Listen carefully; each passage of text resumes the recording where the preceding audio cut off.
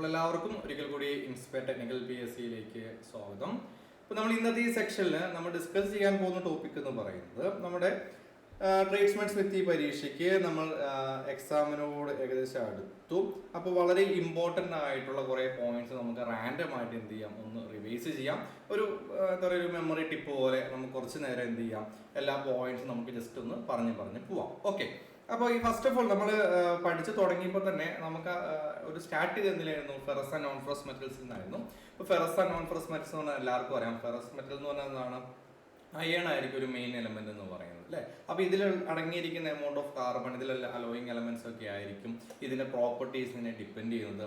അപ്പോൾ അത് ഇപ്പം ഫെറസ് മെറ്റൽസ് എന്ന് പറഞ്ഞു കഴിഞ്ഞാൽ ജസ്റ്റ് എന്താണ്, കണ്ടെയ്നിങ് അയൺ. നോൺ ഫെറസ് എന്ന് പറഞ്ഞാൽ മെറ്റൽ എന്ന് ഈ ഫെറസ് മെറ്റൽസ് ആണല്ലേ, മെറ്റലാണ്, ബട്ട് അതിലെന്തില്ല, അയൺ ഇല്ല. Copper, aluminium, zinc, lead, tin തുടങ്ങിയതൊക്കെ എന്താണ്, നോൺ ഫെറസ് മെറ്റൽസിന് എക്സാമ്പിൾസ് ആണ്. ഓക്കെ, അപ്പോൾ ഇതിലും എന്തുണ്ട്, അലോയിങ് എലമെന്റ്സ് ഉണ്ട്. അലോയിങ് എന്ന് പറഞ്ഞാൽ ഇപ്പൊ മെറ്റലും നോൺ മെറ്റലും എന്താണ് ഒരു അലോയി ആവാം. ഇനി രണ്ട് മെറ്റൽസ് ചേർന്നാൽ അതും ഒരു അലോയി ആവാം. എന്തിനു വേണ്ടിയായിരിക്കും, ഇപ്പോൾ ചിലപ്പോൾ ഒരു സ്ട്രെങ്ത് ഇംപ്രൂവ് ചെയ്യാൻ, ഹാർഡ്നെസ് ഇംപ്രൂവ് ചെയ്യാൻ, കൊറോഷൻ റെസിസ്റ്റൻസ് കൂട്ടാൻ, ടഫ്നെസ് കൂട്ടാൻ, ഇങ്ങനെ പല കാര്യങ്ങളും കൊണ്ട് നമുക്ക് എന്ത് ആഡ് ചെയ്യേണ്ടി വരാറുണ്ട്, ഈ അലോയി ആഡ് ചെയ്യാൻ വരാറുണ്ട് അല്ലേ. അപ്പോൾ ഫെറസ് അലോയിസ് എന്ന് പറഞ്ഞു കഴിഞ്ഞാൽ അയൺ ആയിരിക്കും അവിടെ മേജർ കോൺസ്റ്റിറ്റ്യൂന്റ് എന്ന് മാത്രമേ ഉള്ളൂ, വേറെ ഒന്നുമില്ല. അപ്പോൾ ഈ കൂടുതലായിട്ട് നമുക്ക് ഈ സ്റ്റീലിലേക്ക് ആഡ് ചെയ്യുന്ന അലോയിങ് എലമെന്റ് ഒന്ന് നിക്കലാണ്. നിക്കലിന് മെൽറ്റിംഗ് പോയിന്റ് കഴിഞ്ഞവണ ചോദിച്ചിട്ടുള്ളതാണ്, അതുകൊണ്ട് അത് നോട്ട് ചെയ്ത് വെച്ചോ. 1450 ഡിഗ്രിയാണ്, 1450 ഡിഗ്രിയാണ് നിക്കലിന്റെ മെൽറ്റിംഗ് പോയിന്റ് എന്ന് പറയുന്നത്. ജസ്റ്റ് ഒന്ന് നോട്ട് ചെയ്ത് വെക്കുന്നത് നല്ലതാണ് കേട്ടോ, ജസ്റ്റ് ഒന്ന് നോട്ട് ചെയ്ത് വെക്കുന്നത് നല്ലതാണ്. ഓക്കെ, ക്ലിയർ ആണല്ലോ. അപ്പൊ നിക്കലിന്റെ പ്രോപ്പർട്ടീസിൽ ഹാർഡ് മെറ്റൽ ആണ്, കൊറോഷൻ റെസിസ്റ്റന്റ് ആണ്, മെൽറ്റിംഗ് പോയിന്റ് മാത്രം കൃത്യമായി ഓർത്തിരിക്കുക. 1450 ഡിഗ്രിയാണ്. നമുക്ക് അതിനെ മാഗ്നറ്റൈസ് ചെയ്യാൻ പറ്റും, പെർമനന്റ് മാഗ്നറ്റ് ഉണ്ടാക്കാനൊക്കെ നമുക്ക് അത് യൂസ് ചെയ്യാം. ഓക്കെ, അതുപോലെ തന്നെ 36% നിക്കൽ ഉള്ളതാണ് ഇൻവാർ സ്റ്റീൽ എന്ന് പറയുന്നത്. വളരെ വളരെ ഇമ്പോർട്ടന്റ് ആണ്. അത് 2% തൊട്ട് 50% വരെ നിക്കലിന്റെ പെർസെന്റേജ് മാറ്റാമെന്ന് പറഞ്ഞാണ്, കോമ്പോസിഷനിൽ വേരിയേഷൻ വരുത്താം. അതിൽ 36% എന്ന് പറയുന്നത് വളരെ ഇമ്പോർട്ടന്റ് ആയിട്ടുള്ള ഒരു പെർസെൻറ്റേജ് ആണ്. 36% ഇൻവാർ എന്ന് പറയുന്നത്. Okay, invar. നെക്സ്റ്റ് ക്രോമിയം ഉണ്ട്. കൊറോഷൻ റെസിസ്റ്റൻസിനെ ഏറ്റവും കൂടുതൽ ചേർക്കുന്നതാണ് ക്രോമിയം എന്ന് പറയുന്നത്. ഏകദേശം നമുക്ക് ക്രോമിയം സ്റ്റീൽ എന്ന് പറയുമ്പോൾ 30% വരെ ക്രോമിയം ഒക്കെ നമുക്ക് ചേർക്കാൻ പറ്റും. ഓക്കെ, അപ്പോൾ അതിൽ സ്റ്റെയിൻലെസ് സ്റ്റീലിൽ നമുക്ക് കണ്ടെയ്ൻ ചെയ്യുന്നത് 13% ക്രോമിയമാണ്. ഇപ്പോൾ 18.8 എന്ന് പറയുന്ന സ്റ്റെയിൻലെസ് സ്റ്റീലൊക്കെ ഉണ്ട്, but in our text book 13% ക്രോമിയമാണ് നമുക്ക് ഓർത്തിരിക്കേണ്ടത്. ക്രോമിയം നിക്കൽ സ്റ്റീൽ ഈ ബെയറിംഗ് ഉണ്ടാക്കാനും, അതുപോലെ തന്നെ ക്രോം വനേഡിയം സ്റ്റീൽ സ്പാനർ ഉണ്ടാക്കാൻ വേണ്ടി യൂസ് ചെയ്യുന്നു. പിന്നെ കട്ടിംഗ് ടൂൾ ഉണ്ടാക്കാൻ വേണ്ടിയിട്ട് ഈ ക്രോമിയം, നിക്കലും, ടങ്സ്റ്റണും, മോളിബഡിനും എല്ലാം കൂടെ ചേർത്തിട്ട് നമുക്ക് കട്ടിംഗ് ടൂൾ ഉണ്ടാക്കാനൊക്കെ യൂസ് ചെയ്യാം. ഓക്കെ, നെക്സ്റ്റ് മാംഗനീസ് ഉണ്ട്. ഇത് നമുക്ക് ഈ പറയുന്ന പോലെ കൂളിംഗ് റേറ്റ് കുറയ്ക്കാനൊക്കെ വേണ്ടി നമ്മൾ യൂസ് ചെയ്യുന്നതാണ് മാംഗനീസ് എന്ന് പറയുന്നത്. ഒരു 14% വരെയൊക്കെയാണ് നമ്മൾ എന്ത് ചെയ്യുക, അപ്രോക്സിമേറ്റ് മാംഗനീസ് നമ്മൾ ചേർക്കുന്നത്. സിലിക്കൺ ഉണ്ട്. ഈ സിലിക്കൺ അതായത് അലോയിങ് എലമെന്റ് ഈ സ്പ്രിംഗ് സ്റ്റീലിലൊക്കെ നമ്മളാണ് സിലിക്കൺ യൂസ് ചെയ്യുന്നത്. സിലിക്കൺ എന്തിനാണ് യൂസ് ചെയ്യുന്നത് എന്നൊരു ക്വസ്റ്റ്യൻ മുമ്പ് കണ്ടിട്ടുണ്ട്. അതായത് ഒരു ഓക്സിഡേഷൻ റെസിസ്റ്റൻസ് കൂട്ടുക എന്നുള്ളതാണ് അല്ലേ. ഹൈ ടെമ്പറേച്ചർ ഓക്സിഡേഷൻ റെസിസ്റ്റൻസ് എന്നാളാണ് ഇംപ്രൂവ് ചെയ്യുക എന്നുള്ളതാണ് പ്രധാനമായിട്ടും സിലിക്കൻ്റെ ഫംഗ്ഷൻ. ഇലക്ട്രിക് റെസിസ്റ്റൻസ് നമുക്ക് ഇമ്പ്രൂവ് ചെയ്യാൻ പറ്റും. ഒരു സ്പ്രിങ്നെസ് കൂട്ടാനൊക്കെ സിലിക്കൺ നമുക്ക് സാധാരണയായിട്ട് യൂസ് ചെയ്യാം. Okay, clear. സാധാരണ കാസ്റ്റ് അയണൊക്കെ ഒരു ഏകദേശം 2.5% എന്തുണ്ടാവും, ഈ പറയുന്ന സിലിക്കൺ കണ്ടന്റൊക്കെ ഉണ്ടാവും. പിന്നെ നെക്സ്റ്റ് ടങ്സ്റ്റനെ കുറിച്ച് നമ്മൾ പഠിച്ചിരുന്നു. ഡബ്ല്യുവിൻ്റെ കുറിച്ച് ഓർത്തിരിക്കേണ്ടത് അതിൻ്റെ മെൽറ്റിംഗ് പോയിന്റ് ആണ് 3380 ഡിഗ്രി സെൽഷ്യസ് ആണ്. ഓക്കെ, ഞാൻ നോർമലായിട്ട് ഇങ്ങനെ പറഞ്ഞു പോവാണ്. ഇലക്ട്രിക് ലാമ്പിലൊക്കെ യൂസ് ചെയ്യുന്നത് എന്താണ്, ടങ്സ്റ്റൺ ആണ്. പിന്നെ TCV നിങ്ങൾ കേട്ടിട്ടുണ്ടാവും, TCV ടങ്സ്റ്റൺ 18, ക്രോമിയം 4, വനേഡിയം 1. എന്താണ്, സ്റ്റെയിൻലെസ് സ്റ്റീലിന്റെ HSSന്റെ മാനുഫാക്ചറിങ്ങിലൊക്കെ നമ്മൾ യൂസ് ചെയ്യുന്നതാണ് അല്ലേ. 18-4-1 എന്ന് പറയുന്ന കോമ്പിനേഷൻ ഓർത്തിരിക്കുക. സ്റ്റെലൈറ്റ് അതുപോലെ തന്നെ സ്റ്റെലൈറ്റിൽ ഏകദേശം ഡബ്ല്യു ഉണ്ടാകുന്നത് 20% ആയിരിക്കും, അത് ഓർത്തിരിക്കുക. പിന്നെ വനേഡിയം ഉണ്ട്, അതും ഈ പറഞ്ഞ ടഫ്നെസ് കാര്യങ്ങളൊക്കെ യൂസ് ചെയ്യാൻ വേണ്ടി. അതിലൊന്നും വലിയ പോയിന്റ് വരാനില്ല. പിന്നെ കൊബാൾട്ടിന്റെ മെൽറ്റിംഗ് പോയിന്റ് ഓർത്ത് വെച്ചോ. കൊബാൾട്ടിന്റെ മെൽറ്റിംഗ് പോയിന്റ് ഇവിടെ 1450 ആണെങ്കിൽ അതിൽ നിന്ന് കുറച്ച് കൂടുതലുണ്ട്. 1495 ഡിഗ്രി സെൽഷ്യസ് ആണ് കൊബാൾട്ടിന്റെ മെൽറ്റിംഗ് പോയിന്റ്. സാധാരണയായിട്ട് നമ്മൾ ഈ പറയുന്ന പോലെ എന്താണ്, ഈ ബോൾ ബെയറിംഗ്, മാഗ്നറ്റ് ഉണ്ടാക്കാനൊക്കെ ഏറ്റവും കൂടുതൽ യൂസ് ചെയ്യുന്നത് മാഗ്നറ്റ്സ്. അത് നോക്കിയിട്ടോട്ടെ, മാഗ്നറ്റ് ഉണ്ടാക്കാനൊക്കെ നമ്മൾ വൈഡ്ലി യൂസ് ചെയ്യുന്ന ഒരു മെറ്റീരിയലാണ് കൊബാൾട്ട് എന്ന് പറയുന്നത്. ഓക്കെ, പിന്നെ നമുക്ക് മോളിബ്ഡീനിയത്തിന് മെൽറ്റിംഗ് പോയിന്റ് ആർക്കെങ്കിലും ഓർമ്മയുണ്ടെങ്കിൽ ടൈപ്പ് ചെയ്യാം. മോളിബ്ഡീനിയത്തിന്റെ മെൽറ്റിംഗ് പോയിന്റ് ആർക്കെങ്കിലും ഓർമ്മയുണ്ടെങ്കിൽ ആൻസർ ചെയ്യാം. മോളിബ്ഡീനിയത്തിന് മെൽറ്റിംഗ് പോയിന്റ് ആർക്കെങ്കിലും ഓർമ്മയുണ്ടെങ്കിൽ ജസ്റ്റ് ടൈപ്പ് ഹിയർ മോളിബ്ഡീനിയം എത്രയാണ്? 2620 ആണല്ലേ? 2620 ആണ്. 2620 ആണ്. ഓക്കെ, പ്രണവ്, വിഷ്ണു, ദയേഷ്, അശ്വിൻ, ശിവാന്ത്, ഓക്കെ, പെട്ടെന്ന് തന്നെ ആൻസർ ചെയ്യുന്നുണ്ട്. Very good. Okay, very good. Next അപ്പോൾ അത് ഓർത്തിരിക്കുക. പിന്നെ നമുക്ക് കാഡ്മിയം, അതുപോലെ തന്നെ ഓർത്തിരിക്കേണ്ടതാണ് കാഡ്മിയത്തിന്റെ മെൽറ്റിംഗ് പോയിന്റ് എന്ന് പറയുന്നത്. നിങ്ങൾക്ക് ടൈപ്പ് ചെയ്യാം കേട്ടോ, ഞാൻ ചോദിക്കണമെന്നില്ല, നിങ്ങൾക്ക് ടൈപ്പ് ചെയ്തോ. യു ക്യാൻ ആൾസോ ഇങ്ങനെ മെസ്സേജ് അയച്ചുകൊണ്ടിരുന്നോ, കുഴപ്പമൊന്നുമില്ല. എത്ര ഡിഗ്രിയാണ്? 320 ഡിഗ്രിയാണ്. 320 ഡിഗ്രിയാണ് കാഡ്മിയത്തിന്റെ മെൽറ്റിംഗ് പോയിന്റ് എന്ന് പറയുന്നത് അല്ലേ? 320 ഡിഗ്രിയാണ് കാഡ്മിയത്തിന്റെ മെൽറ്റിംഗ് പോയിന്റ് എന്ന് പറയുന്നത്. വളരെ ഓക്കെ, എല്ലാവരും അടിപൊളിയായിട്ട് ആൻസർ ചെയ്യുന്നുണ്ടല്ലോ. Very good. ഓക്കെ, പിന്നെ നമുക്ക് ഓർത്തിരിക്കേണ്ട കാര്യം എന്ന് പറയുന്നത് നോൺ ഫെറസ് അലോയ്സിൽ ഒന്ന് ജസ്റ്റ് നോക്കുക. Nickel, chromium, manganese, silicon, tungsten, vanadium, cobalt, molybdenum, cadmium, ഇത്രയും കാര്യങ്ങൾ ഓർത്തിരിക്കുക. എല്ലാത്തിനും മെൽറ്റിംഗ് പോയിന്റുകളെ കുറിച്ച് ഓർത്തിരിക്കുക. ചെറിയൊരു യൂസും ഇപ്പോൾ നിക്കൽ എന്തിനെ യൂസ് ചെയ്യുന്നു? ഇപ്പോൾ ഇൻവാർ സ്റ്റീൽ ഉണ്ടാക്കാൻ വേണ്ടി സ്പാർക്ക് പ്ലഗിലൊക്കെ നമ്മൾ യൂസ് ചെയ്യാറുണ്ട്. ക്രോമിയം കൂടുതലായിട്ട് SS-ലാണ് 13%. Okay, clear. പ്ലോയൊക്കെ ഉണ്ടാക്കാനാണ്. അത് ഇതൊക്കെ ഇല്ലേ, നമ്മുടെ ഈ ഹാർഡ്നെസ് കൂടുതൽ വേണ്ട സ്ഥലങ്ങളിലൊക്കെയാണ് നമ്മൾ ഈ പറഞ്ഞ മാംഗനീസ് യൂസ് ചെയ്യുന്നത്. സ്പ്രിംഗ് സ്റ്റീലിന് സിലിക്കൺ യൂസ് ചെയ്യാം, ടെങ്സ്റ്റൺ ഫിലമെന്റിന് യൂസ് ചെയ്യാം, കൊബാൾട്ട് മാഗ്നറ്റിന് യൂസ് ചെയ്യാം. അങ്ങനെയുള്ള ജസ്റ്റ് കാര്യങ്ങളൊക്കെ ഒന്ന് ഓർത്തിരിക്കുക. പിന്നെ നമുക്ക് ഏറ്റവും കൂടുതൽ വന്നിട്ടുള്ളതാണ് ഈ കോപ്പർ തുടങ്ങിയ കാര്യങ്ങളൊക്കെ. ഓക്കെ, വളരെ ഇമ്പോർട്ടൻറ്റ്. നോൺ ഫെറസ് മെറ്റൽസിൽ വളരെ ഇമ്പോർട്ടൻറ്റ് കോപ്പറിൻ്റെ ഓർസ് എപ്പോഴും ചോദിക്കും. എന്താണ്? മലച്ചേറ്റ് അല്ലെങ്കിൽ പൈറൈറ്റ് അല്ലേ? 55 അല്ലെങ്കിൽ 32. അത് മാത്രം ഓർത്തിരുന്നാൽ മതി. ഇപ്പോൾ കോപ്പറിനെ കുറിച്ച് ഓർത്തിരിക്കുമ്പോൾ തന്നെ നമുക്ക് അതിൻ്റെ ഓർ എന്താണെന്ന് ഓർത്തിരിക്കണം. 55ഉം 32 നമ്മുടെ മനസ്സിൽ വേണം അല്ലേ? അപ്പോൾ ഏതാണ് 55, ഏതാണ് 32 എന്ന് പറഞ്ഞ പിന്നെ സംശയം ഉണ്ടാവരുത്. മലച്ചേറ്റ് ആണ് 50% കോപ്പർ, പൈറൈറ്റ് ആണ് 30% കോപ്പർ. അപ്പോൾ ഇതൊരു പ്രോപ്പർട്ടീസ് ഓർത്തിരിക്കുക. കളർ റെഡിഷ് കളർ ആയിരിക്കും, ഹൈലി മാലിബിൾ ഡക്റ്റൈൽ ആണ്, ഗ്രാനുലർ ഇതാണ്, മെൽറ്റിംഗ് പോയിന്റ് 1083 ഡിഗ്രിയാണ്. വളരെ പെട്ടെന്ന് തന്നെ നമുക്ക് ഇപ്പോൾ കോൾഡ് വർക്കിംഗ് ഈസി ആയിട്ട് ചെയ്യാൻ പറ്റും. അങ്ങനെയുള്ള കാര്യങ്ങളൊക്കെ നമ്മൾ ഓർത്തിരിക്കുക. അപ്പോൾ കാരണം നമുക്കിത് ഹാമർ ചെയ്യാനും റോൾ ചെയ്യാനും കുറച്ചും കൂടെ എളുപ്പമാണ്. അതുകൊണ്ടാണ് ഇലക്ട്രിക്കൽ കേബിൾ ഉണ്ടാക്കാനും ബോയിലറിൽ, ട്യൂബിലും, വാട്ടർ പൈപ്പിലും ഇത് പല ആവശ്യങ്ങളും നമ്മൾ എന്ത് യൂസ് ചെയ്യാറുണ്ട്? ഈ പറയുന്ന കോപ്പർ യൂസ് ചെയ്യുന്നുണ്ട്. കോപ്പറിൻ്റെ അലോയ്സ് വളരെ ഇമ്പോർട്ടൻ്റ് ആണ്. അതിൽ ഏറ്റവും ഇമ്പോർട്ടൻ്റ് ആണ് ബ്രാസും ബ്രോൺസും. ഓക്കെ, പണ്ടത്തെ ചില ടെക്സ്റ്റ് ബുക്കിൽ ടൈപ്പ് ഓഫ് ബ്രോൺസ് ഒക്കെ പഠിക്കാനുണ്ട്. പക്ഷെ ഇപ്പോൾ നമുക്ക് അത്രയും ഡീറ്റെയിൽ ആയിട്ട് പോകാനില്ല. ബ്രാസിന്റെ മെൽറ്റിംഗ് പോയിന്റും ബ്രോൺസിന്റെ മെൽറ്റിംഗ് പോയിന്റും ആ ഓർഡറിൽ രണ്ടുപേരും എല്ലാവരും ഒന്ന് ടൈപ്പ് ചെയ്ത് ബ്രാസ് ആൻഡ് ബ്രോൺസ്. ആദ്യം ബ്രാസ് ടൈപ്പ് ചെയ്യുക, പിന്നെ ബ്രോൺസ് ടൈപ്പ് ചെയ്യുക. ആദ്യം ബ്രാൻസ്, പിന്നെ ബ്രോൺസ്. അപ്രോക്സിമേഷൻ മതി. എത്രയാണ്? Okay, very good. Okay, 850, 930, 1005 degree സെൽഷ്യസുമാണ് അല്ലേ? ഇത് അപ് ടു 930. കാരണം ഈ ബ്രാസിൽ പല വേരിയേഷൻസ് ഉണ്ട്. ബ്രോൺസ് നോർമലി നമ്മൾ 1005 ഡിഗ്രി എന്നാണ് പറയാറുള്ളത്. കാരണം ബ്രാസിൽ ഇപ്പോൾ 60-40 നമ്മൾ യൂസ് ചെയ്യുന്നു, 63-37, അങ്ങനെ പല റേഷ്യോ ബ്രാസ് നമുക്ക് അവൈലബിൾ ആണ്. ബ്രാസിന്റെ കൂടെ നമ്മൾ ചേർക്കുന്നത് കോപ്പറിന്റെ കൂടെ എന്തായിരിക്കും? സിങ്ക് ആയിരിക്കും. ബ്രോൺസിന്റെ കൂടെ, കോപ്പറിന്റെ കൂടെ ടിൻ ആയിരിക്കും. ഇതിൽ ഏതെങ്കിലും ഒന്ന് എന്തായാലും ഒരു മോസ്റ്റ് എന്താ പറയുക എക്സ്പെക്റ്റഡ് ക്വസ്റ്റ്യൻ ഏരിയ ആണ് ഈ അലോയിങ് എലമെന്റ്സിൽ ഇത് വരാനുള്ള സാധ്യത എന്ന് പറയുന്നത്. ഓക്കെ, അപ്പോൾ 850, 930 ആ പറയുന്ന കോപ്പറും ടിന്നും ചേർന്നിട്ടുള്ള 1005 ഡിഗ്രി ഓർത്തിരിക്കുക. ആപ്ലിക്കേഷൻ മനസ്സിൽ വെച്ചോളൂ. ഓക്കെ, കാരണം കൂടുതലായിട്ട് ഈ ബ്രോൺസ് ബുഷസ് ഒക്കെ നമ്മൾ ഒരു മാനുഫാക്ചറിങ് കമ്പനിയിൽ ബുഷ് ഉണ്ടാക്കുന്നത് എപ്പോഴും ബ്രോൺസ് കൊണ്ടായിരിക്കും. ഓക്കെ, പിന്നെ ലെഡ് ഉണ്ട്. ലെഡ് എന്ന് പറയുമ്പോൾ എന്താണ്? ഈ പറയുന്ന പോലെ ഒരു എന്താ പറയുക, ഈ ആസിഡിനെയൊക്കെ പ്രിവെന്റ് ചെയ്യാനൊക്കെ ലെഡ് നമുക്ക്, അതാണ് ഈ ഹൈലി കൊറോസീവ് ആസിഡ് ടാങ്ക് ഉണ്ടാക്കാനൊക്കെ ലെഡ് യൂസ് ചെയ്യുന്നത്, ലെഡിന്റെ ടാങ്ക്. അപ്പോൾ extracted from the ore galena, LG ടിവിനെ കുറിച്ച് ഓർത്തിരിക്കുക. LG ഗലേനയെ കുറിച്ച് മനസ്സിലായിട്ടുണ്ടാവണം. പിന്നെ അതിന്റെ മെൽറ്റിംഗ് പോയിന്റ് കൃത്യമായി തന്നെ നമ്മുടെ മനസ്സിൽ ഉണ്ടാവണം. ലെഡിന്റെ മെൽറ്റിംഗ് പോയിന്റ് ആരെങ്കിലും ഉണ്ടെങ്കിൽ ടൈപ്പ് ചെയ്തോ. ലെഡിന്റെ മെൽറ്റിംഗ് പോയിന്റ് ആർക്കെങ്കിലും അറിയില്ല, ടൈപ്പ് ചെയ്തോ. ലെഡ് ടൈപ്പ് ചെയ്തോ. 327 ഡിഗ്രി. വെരി ഗുഡ് അല്ലേ? Lead 327 degree. 327 ഡിഗ്രിയാണ് ലെഡിന്റെ മെൽറ്റിംഗ് പോയിന്റ് എന്ന് പറയുന്നത്. ഓക്കെ, ലെഡിന്റെ മെൽറ്റിംഗ് പോയിന്റിനെ കുറിച്ചൊരു ഐഡിയ ഉണ്ടാക്കിയെടുക്കുക. കാരണം ഒരു ഈ എന്താ പറയുക ബബിറ്റ് മെറ്റൽ, ആന്റിമണി തുടങ്ങിയ കാര്യങ്ങളൊക്കെ ലെഡിന്റെ ഇതിൽ നിന്ന് വരെയാണ് അല്ലേ? Babbitt metal, lead, tin, copper, antimony ഒക്കെ ചേർന്നാണ് ബബിറ്റ് മെറ്റൽ ഉണ്ടാകുന്നത്. ഓർത്തിരിക്കുക. സോഫ്റ്റ് സോൾഡർ ആയിട്ട് നമ്മൾ യൂസ് ചെയ്യുന്നു. സിങ്ക് ആൻഡ് അലോയ്സ് ഉണ്ട്. സിങ്കിന്റെ മെൽറ്റിംഗ് പോയിന്റ് 420 ഡിഗ്രിയാണ്. 419, 420, 421 ഒക്കെ നിങ്ങൾക്ക് കാണാൻ പറ്റും. ഇതിന്റെ ഓർ എന്ന് പറയുന്നത് തന്നെ കലാമൈൻ ആണ്. ഓർത്തിരിക്കാം. പിന്നെ ടിൻ ആൻഡ് അലോയിയും കൂടെ ഉണ്ട്.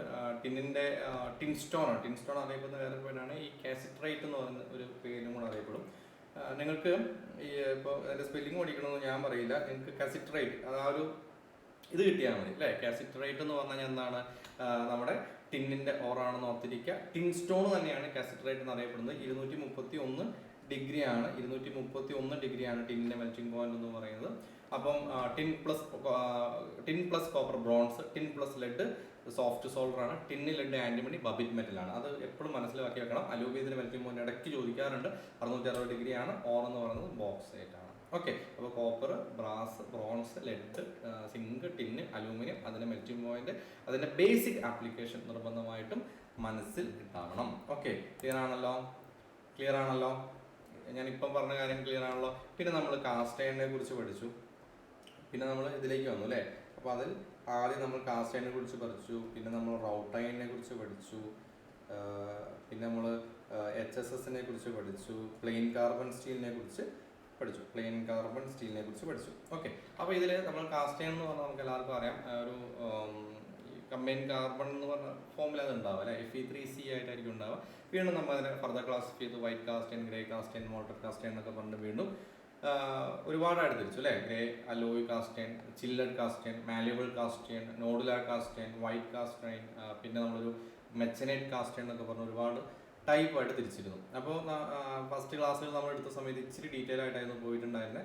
അപ്പം അത്രയും ടൈപ്പ് നമുക്ക് ആക്ച്വലി എന്തിനില്ല, നമുക്ക് നിവി ടെക്സ്റ്റ് ബുക്കുകളൊന്നും കാണാറില്ല.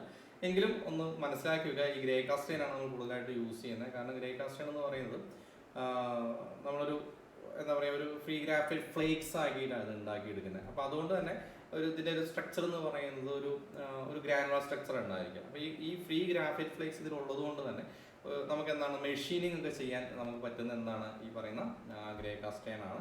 അപ്പോൾ ഇതിൻ്റെ ടെൻസൈൽ സ്ട്രെങ്ത്, കാരണം കഴിഞ്ഞ എക്സാമിന് compressive strength of caste iron ചോദിച്ചിട്ടുണ്ടായിരുന്നു. അപ്പോൾ കംപ്രസീവ് സ്ട്രെങ്ത് നോർമലി ഒരു 600 to 750 ആണ് വരിക. കഴിഞ്ഞതിൽ ആൻസർ ആയിട്ട് വന്നത് 1000 ആയിരുന്നു. ഓർത്തിരിക്കുക കേട്ടോ. കഴിഞ്ഞൊരു ക്വസ്റ്റ്യൻ പേപ്പറിൽ, അതായത് ഒരു സ്മിത്തി പരീക്ഷ റിലേറ്റ് ചെയ്ത് വന്നതിൽ compressive strength of caste iron ചോദിച്ചിട്ടുണ്ടായിരുന്നു. അവിടെ 1000 ആണ് ആൻസർ ആയിട്ട് വന്നത്.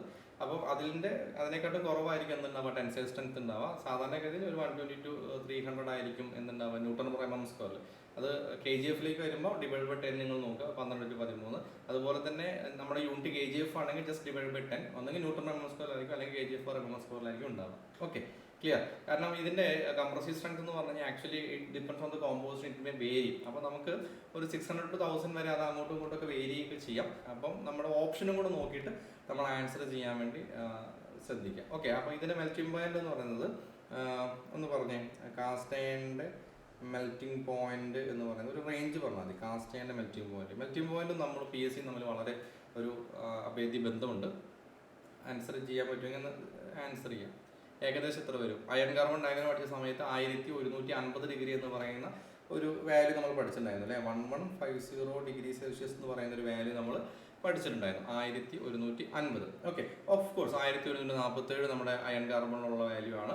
അപ്പോൾ അതൊരു ഞാൻ ഈ അയൺ കാർബണിൻ്റെ കേസ് പറഞ്ഞപ്പോൾ ഇക്വിലിബ്രിയം ഡയഗ്രം ആയതുകൊണ്ട് ഡിഫറെൻറ്റ് ഓതേഴ്സ് എഴുതിയപ്പോൾ ഇപ്പോൾ 723, 727 ഉണ്ട്, 1147, 1150 ഉണ്ട്.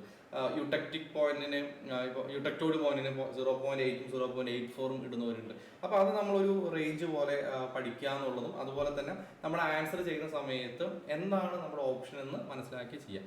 ഓക്കെ, അപ്പോൾ എനിവേ ലോ മെൽറ്റിംഗ് പോയിന്റ് ആണ്. ഏകദേശം 1150, 1200 ഇടയ്ക്കൊക്കെയാണ് സാധാരണഗതിയിൽ ഓപ്ഷൻസ് വരുള്ളൂ. അപ്പോൾ മെഷീനബിലിറ്റി എന്ന് പറയുന്നത് ഈ ഗ്രേ കാസ്റ്റ് അയണിൽ ഫ്രീ ഗ്രാഫൈറ്റ് ഉള്ളതുകൊണ്ട് മാത്രമാണ് മെഷീനബിലിറ്റി കിട്ടുന്നത് ഓർത്തിരിക്കുക.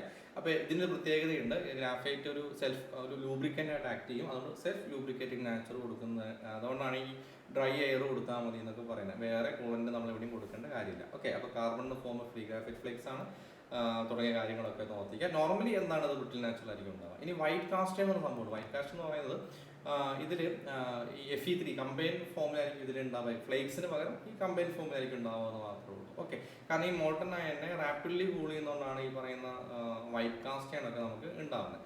പിന്നെ അപ്പോൾ സ്ട്രക്ചർ മാത്രം നിങ്ങളൊന്ന് ഓർത്തിരുന്നാൽ മതി.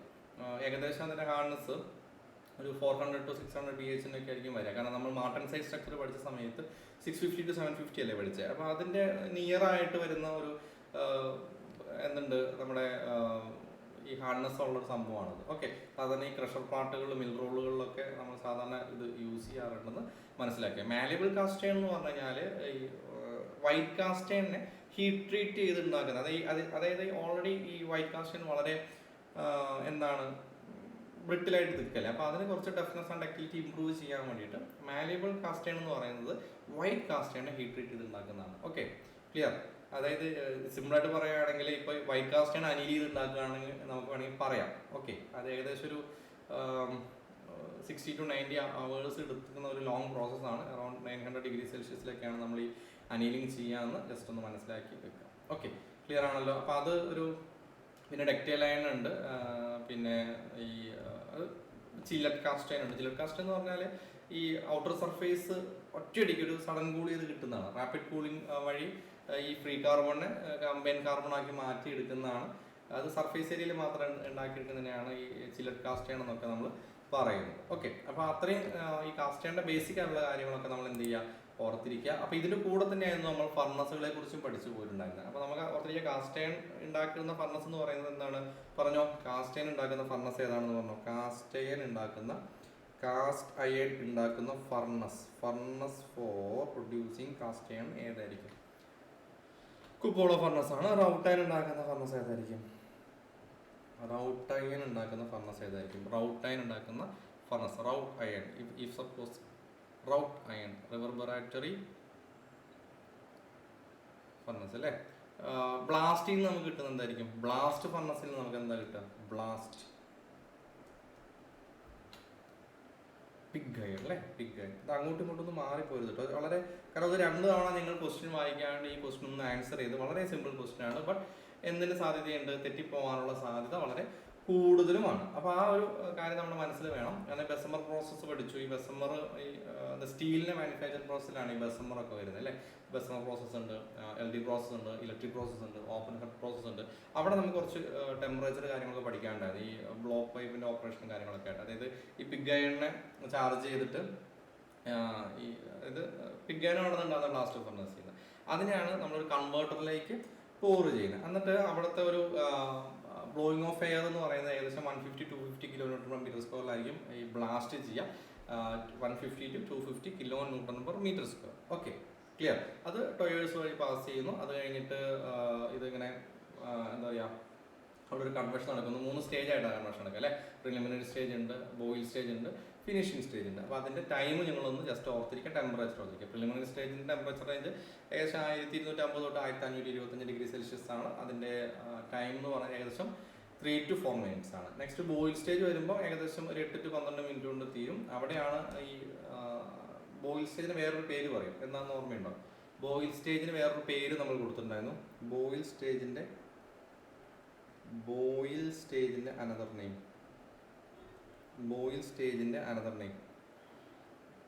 ബ്രില്യൻ ഫ്ലെയിം അല്ലേ. ബ്രില്യൻ ഫ്ലെയിം എന്ന് പറഞ്ഞൊരു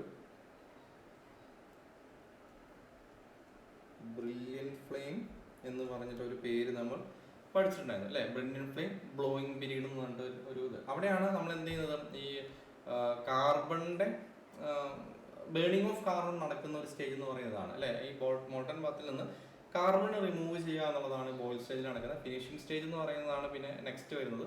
അതും ഏകദേശം എന്താണ് ഒരു 1 or 2 minutes കൊണ്ട് കംപ്ലീറ്റ് ആവുന്ന ഒരു സ്റ്റേജാണ്. ഓക്കെ, ക്ലിയർ ആണല്ലോ. അവിടെ നിന്നാണ് കാർബൺ പ്രാക്ടിക്കലി റിമൂവ് ചെയ്ത് നമുക്ക് വേണ്ട സാധനമായിട്ട് ഇതിനെ മാറ്റുന്നത്. Okay, clear. പിന്നെ നമുക്ക് ഡീഓക്സിഡൈസേഴ്സ് യൂസ് ചെയ്യാം. ഫെറോമാംഗനീസോ ഫെറോസിലിക്കണോ അലൂമിനിയം ഒക്കെ യൂസ് ചെയ്തിട്ട് നമുക്ക് റിക്വയർഡ് കോമ്പോസിഷൻ ഇതിനെ എത്തിക്കാം. ഓക്കെ, അതാണ് ബെസമർ പ്രോസസ്സ് എന്ന് പറയുന്നത്. അപ്പോൾ ബെസമർ പ്രോസസ്സിൽ ആകെ ഈ 3 സ്റ്റേജുകളും അതിൻ്റെ ഡ്യൂറേഷനും എന്താണ് ഓരോ സ്റ്റേജിലും നടക്കുന്നതെന്ന് മാത്രം എത്തിക്കുക. അതിന് അനദർ നെയിം ഉണ്ടെങ്കിൽ അതും ജസ്റ്റ് ഒന്ന് മനസ്സിലാക്കി വെക്കുക. പിന്നെ എങ്ങനെയാണ് ഇതിൻ്റെ വിഷ്വൽ സൈനിങ് ഉണ്ട്. അതായത് ഈ ഫിനിഷിംഗ് സ്റ്റേജ് എങ്ങനെ മനസ്സിലാക്കുന്നു, അതായത് റെഡിഷ് സ്മോക്ക് പീരീഡ് എന്നൊക്കെ പറഞ്ഞിട്ട് നമ്മൾ ആ സബ്സൈഡിങ് ഫ്ലെയിം കിട്ടിയിട്ടാണ് നമ്മളിതിനെ മനസ്സിലാക്കുക എന്നൊക്കെ ജസ്റ്റ് മനസ്സിലാക്കിയാൽ മതി. ഓക്കെ, പിന്നെ ഇലക്ട്രിക് പ്രോസസ്സിലാണ് നമ്മൾ ഇൻഡക്ഷൻ എന്ന് പറയുന്ന സെറ്റപ്പ് ഒക്കെ വരുന്നത്. കാരണം ഇലക്ട്രിക് ആർക്ക് ഫർണസും ഹൈ ഫ്രീക്വൻസി ഫർണസും ഉണ്ട്. അവിടെ നമ്മൾ ജസ്റ്റ് ഒന്നിൽ കാർബൺ ഇലക്ട്രോഡ് യൂസ് ചെയ്യുന്ന മാത്രം ഓർത്തിരിക്കുക. റോ മെറ്റീരിയലായിട്ട് ഒന്നിൽ പിഗ് ചെയ്യണം, സെലക്ടർ സ്ക്രാപ്സും അലോയിങ് എലമെൻസും യൂസ് ചെയ്യുന്നു.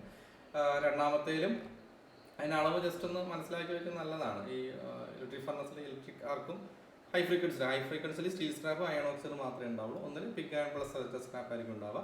പിന്നെ അതിൽ എങ്ങനെയാണ് ഈ ഹീറ്റ് സോഴ്സ് വരുന്നത്, എല്ലാത്തിനും ഹീറ്റ് സോഴ്സ് ആണ് ഇമ്പോർട്ടൻറ്റ്. ഞാൻ മുമ്പേ പറഞ്ഞില്ല, heat source is very important. അത് electric arc between carbon electron and molten bath ആണെങ്കിൽ ഇലക്ട്രിക് ആർക്ക് ഫർണസും, നമ്മൾ ഈ ഒരു നമ്മുടെ ഇൻഡക്ഷൻ കുക്കറിൻ്റെ സെറ്റപ്പ് പോലെ ഇൻഡ്യൂസ്ഡ് കറണ്ട് ഫ്രം ഇൻഡക്ടർ കോയിലാണെങ്കിൽ ഹൈ ഫ്രീക്വൻസി ഫർണസ് എന്നും അറിയപ്പെടുന്നു. ഓക്കെ, വേറെ ഒന്നുമില്ല, അത് ബേസിക് ആയിട്ടുള്ള കാര്യങ്ങൾ മാത്രം മനസ്സിലാക്കി വെക്കാം. പിന്നെ നമുക്ക് ഈ ഓപ്പൺ ഹെർത്ത് അതിന് ക്വസ്റ്റ്യൻ വരാൻ സാധ്യതയുണ്ട്. അവിടെ ഈ ഹെർത്ത് ഫസ്റ്റ് ഹീറ്റ് ചെയ്യുന്നത്, കാരണം അത് ഇങ്ങനെ ഇതാണ് ഒരു സ്റ്റെപ്പ് ബൈ സ്റ്റെപ്പ് പ്രൊസീജിയറാണ് അല്ലേ. അപ്പോൾ ഈ ഓപ്പൺ ഹെർത്തിൽ പ്രിപ്പയറിംഗ് ദ ഹെർത്ത് എന്ന് പറയുന്നത് വളരെ ഇമ്പോർട്ടൻ്റ് ആയിട്ടുള്ള കാര്യമാണ്. Preparing the ഹെർത്ത്. ആ പ്രിപ്പയറിംഗ് ദ ഹെർത്തിൽ ഒരു ടെമ്പറേച്ചർ പഠിക്കാനുണ്ട്. ആ ടെമ്പറേച്ചർ ഓർമ്മയുണ്ടോ? പ്രിപ്പയറിംഗ് ദ ഹെർത്തിൽ ടെമ്പറേച്ചർ പഠിക്കാനുണ്ട്. എനിബഡി 1500 ഡിഗ്രി സെൽഷ്യസ് ആണ് അല്ലേ വിഷ്ണു? കൃത്യമായ ആൻസറാണ്. ഓക്കെ, അപ്പോൾ കാരണം ആദ്യം നമ്മൾ ഹെർത്ത് പ്രിപ്പയർ ചെയ്യുന്നു, രണ്ടാമത് ഫർണസിലേക്ക് തന്നെ ചാർജ് ചെയ്യുന്നു. എന്തൊക്കെയാണ് ചാർജ് ചെയ്യുക? പിഗ് ആണോ സ്റ്റീൽ സ്ക്രാപ്പ് ആണ് ചെയ്യുക അല്ലേ. അപ്പോൾ ഈ pig and to scrap ratio എന്ന് 1:4:4:1. അപ്പോൾ കോമൺ റേഷ്യോ എന്ന് പറയുന്നത് 3:2. ഓക്കെ, നെക്സ്റ്റ് ആണ് അപ്പം preparing the ഹെർത്ത്, charging the furnace, melting. Okay, next നമുക്ക് വരുന്നു ഇതിൽ ഓക്സിഡേഷൻ ഉണ്ടാവുന്നുണ്ട്. അപ്പോൾ അത് നമ്മൾ എന്ത് ചെയ്യണം? ഈ ഓക്സിഡേഷൻ, അതായത് ഓക്സിഡേഷൻ കാരണമാണ് നമുക്ക് അതിലുള്ള സിലിക്കണും മാംഗനീസ് ഒക്കെ പരമാവധി റിമൂവ് ആവുന്നത്. പിന്നെ നമുക്ക് എക്സസ് കാർബണെ നമുക്ക് റിമൂവ് ചെയ്യണം. ടാപ്പ് ചെയ്യുക എന്ന് പറഞ്ഞാൽ എന്താണ്? ഈ molten bath required personal carbon എത്തുന്ന സമയത്ത് ഫർണസിനെ ടാപ്പ് ഓഫ് ചെയ്യുക. അതായത് നമ്മളൊരു വലിയ ലാഡിലേക്ക് ഇതിനെ മാറ്റുക എന്നുള്ളതാണ്. ലാഡിൽ എന്ന് പറഞ്ഞാൽ വലിയ പാത്രം എന്ന് ഉദ്ദേശിക്കുന്നുള്ളൂ. പിന്നെ നമ്മൾ ഫൈനൽ ഡി ഓക്സിഡേഷൻ നടക്കുന്നു അല്ലേ. അപ്പോൾ അയൺ ഓർ, ഇപ്പോൾ ഇതിൽ ഓർത്തിരിക്കേണ്ടത്, ഇതിൽ അയൺ ഓറുണ്ട്, ഡി ഓക്സിഡൈസറുണ്ട്. അയൺ ഓർ എന്ന് പറയുന്നത് എക്സസ് കാർബൺ റിമൂവ് ചെയ്യാനും, ഡി ഓക്സിഡൈസ് എന്ന് പറയുന്നത് ഒരു എയർ ഒക്കെ റിമൂവ് ചെയ്തൊരു സൗണ്ട്നെസ് കൊടുക്കാനും വേണ്ടി നമ്മൾ യൂസ് ചെയ്യുന്നതാണ്. ഓക്കെ, അപ്പോൾ ആ ഡയഗ്രം നമ്മൾ മനസ്സിൽ വേണം. ഹെർത്തുകൾ പോർട്ട് ഉണ്ട്, പിന്നെ നമുക്ക് കുറേ ഹോട്ട് ചെക്കർ ചേമ്പറും ഗ്യാസ് ഇൻലെറ്റും എയർ ഇൻലെറ്റും എക്സോസ്റ്റും അങ്ങനെയുള്ള ഒരു ബൃഹത്തായ സംഭവമാണ് എന്തെന്ന് പറഞ്ഞാൽ ഓപ്പൺ ഹെഡ് ഫർണസ് പറയുന്നത്. എനിവേ 1500 ഡിഗ്രി സെൽഷ്യസും 3:2 റീസണബിൾ റേഷ്യോ നമ്മൾ മനസ്സിൽ നിന്ന് എന്ത് വെറുതെ മറന്നു പോകാതെ ഇരിക്കാം. ഓക്കെ, ക്ലിയർ ആണല്ലോ. പിന്നെ നമ്മൾ കുറേ ഫോർജിങ് പ്രോസസ്സുകൾ പഠിച്ചു. ഈ പറയുന്ന പോലെ അപ്സെറ്റിംഗ് എന്ന് പറഞ്ഞാൽ എന്താണ്, end upsetting, centre upsetting, jumping എന്നൊക്കെ പറഞ്ഞ കുറേ ടേമുകളാണ് പിന്നെ നമ്മൾ പഠിച്ചത്. ഓക്കെ, അപ്പോൾ അതുപോലെ പിന്നെ പഠിച്ച ഓപ്പറേഷനാണ് ഡ്രോയിങ് ഔട്ട് എന്ന് പറഞ്ഞ ഓപ്പറേഷൻ പഠിച്ചു. പിന്നെ കുറച്ച് ഡിഫക്റ്റ് പഠിച്ചു, defect of drawing, zag, lap. അപ്പോൾ അതും നമുക്ക് ജസ്റ്റ് എന്ത് ചെയ്യാം, ഒരു ക്വിക്ക് റിവിഷനായിട്ട് പോവാം. ഓക്കെ,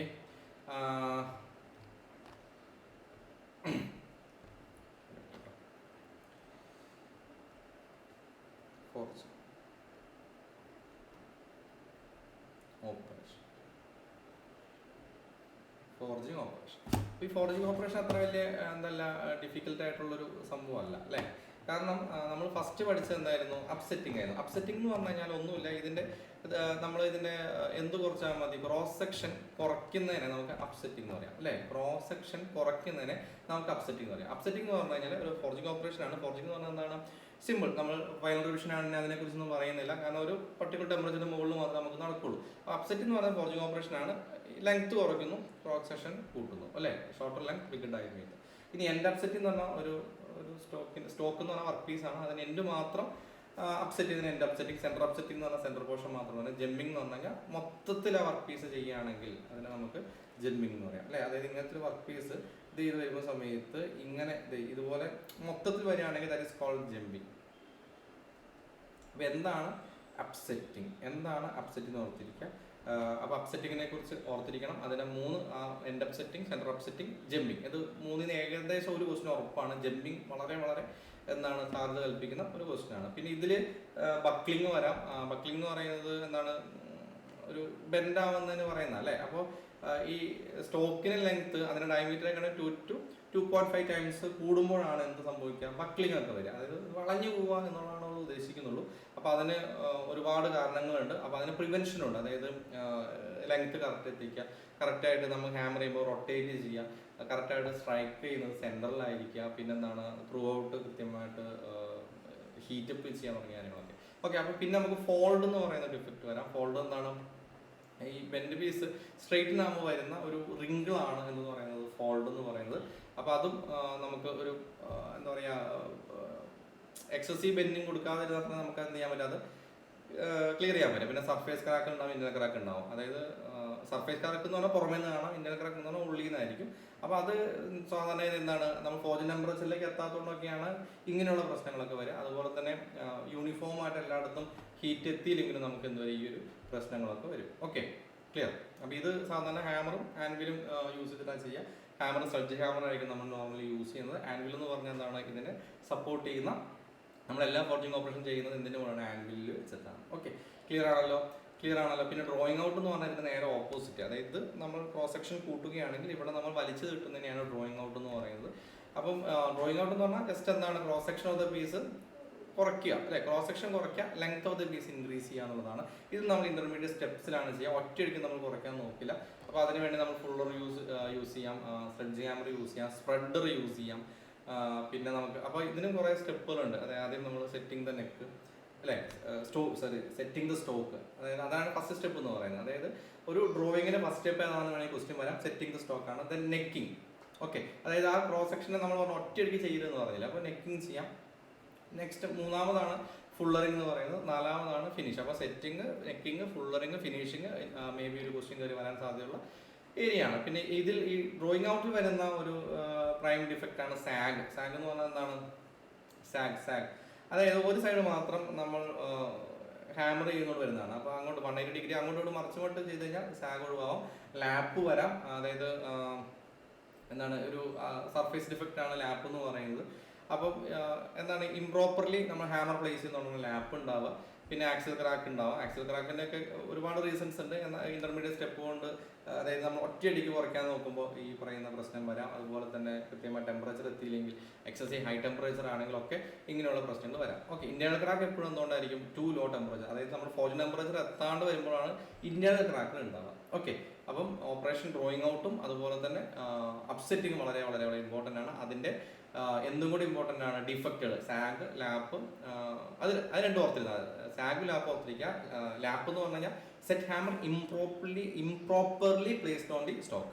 ഓക്കെ, തൊണ്ട പറ്റുന്നതുകൊണ്ട് ചെറിയ ചെറിയ പ്രശ്നം ഉണ്ടാവും. ഓക്കെ, പിന്നെ നമുക്ക് ബെൻഡിങ് ആൻഡ് ട്വിസ്റ്റിംഗ് എന്ന് പറഞ്ഞാൽ വീണ്ടും ഓപ്പറേഷൻസ് നമ്മൾ പഠിച്ചു. ബെൻഡിങ് എന്ന് പറഞ്ഞാൽ എന്താണ്, ഒരു ചിപ്ലെസ് ഷേപ്പിംഗ് ആണ്, അല്ലേ.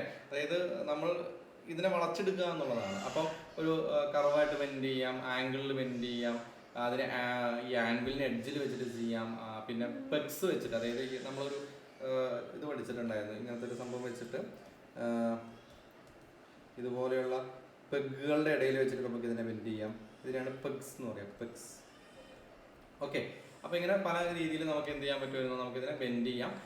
പിന്നെ ആൻവിൽ ഹോളിൽ ടൂൾ ഇൻസേർട്ട് ചെയ്തിട്ട് നമുക്ക് ഹാൻഡി ഹോളിൽ വെച്ചിട്ട് അങ്ങനെയും നമുക്ക് എന്ത് ചെയ്യാം, കർവ് ഉണ്ടാക്കിയെടുക്കാം.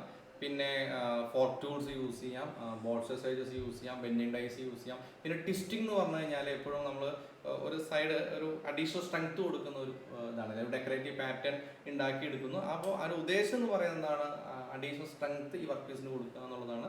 അപ്പോൾ അതൊരു ഡെക്കറേറ്റീവ് പാറ്റേൺ ആണ് ഉണ്ടാക്കിയെടുക്കുക എന്ന് മാത്രം. ഓക്കെ, അപ്പോൾ ട്വിസ്റ്റിങ്ങിന് സ്യൂട്ടബിൾ ആയിട്ട് മെറ്റീരിയലിനെ കുറിച്ച് അറിഞ്ഞിരിക്കണം. ഒരു MS flat bar 6 mm or less, thickness 40 mm or less, അതാണ് നമുക്ക് ട്വിസ്റ്റ് ചെയ്യാൻ പറ്റുള്ളൂ.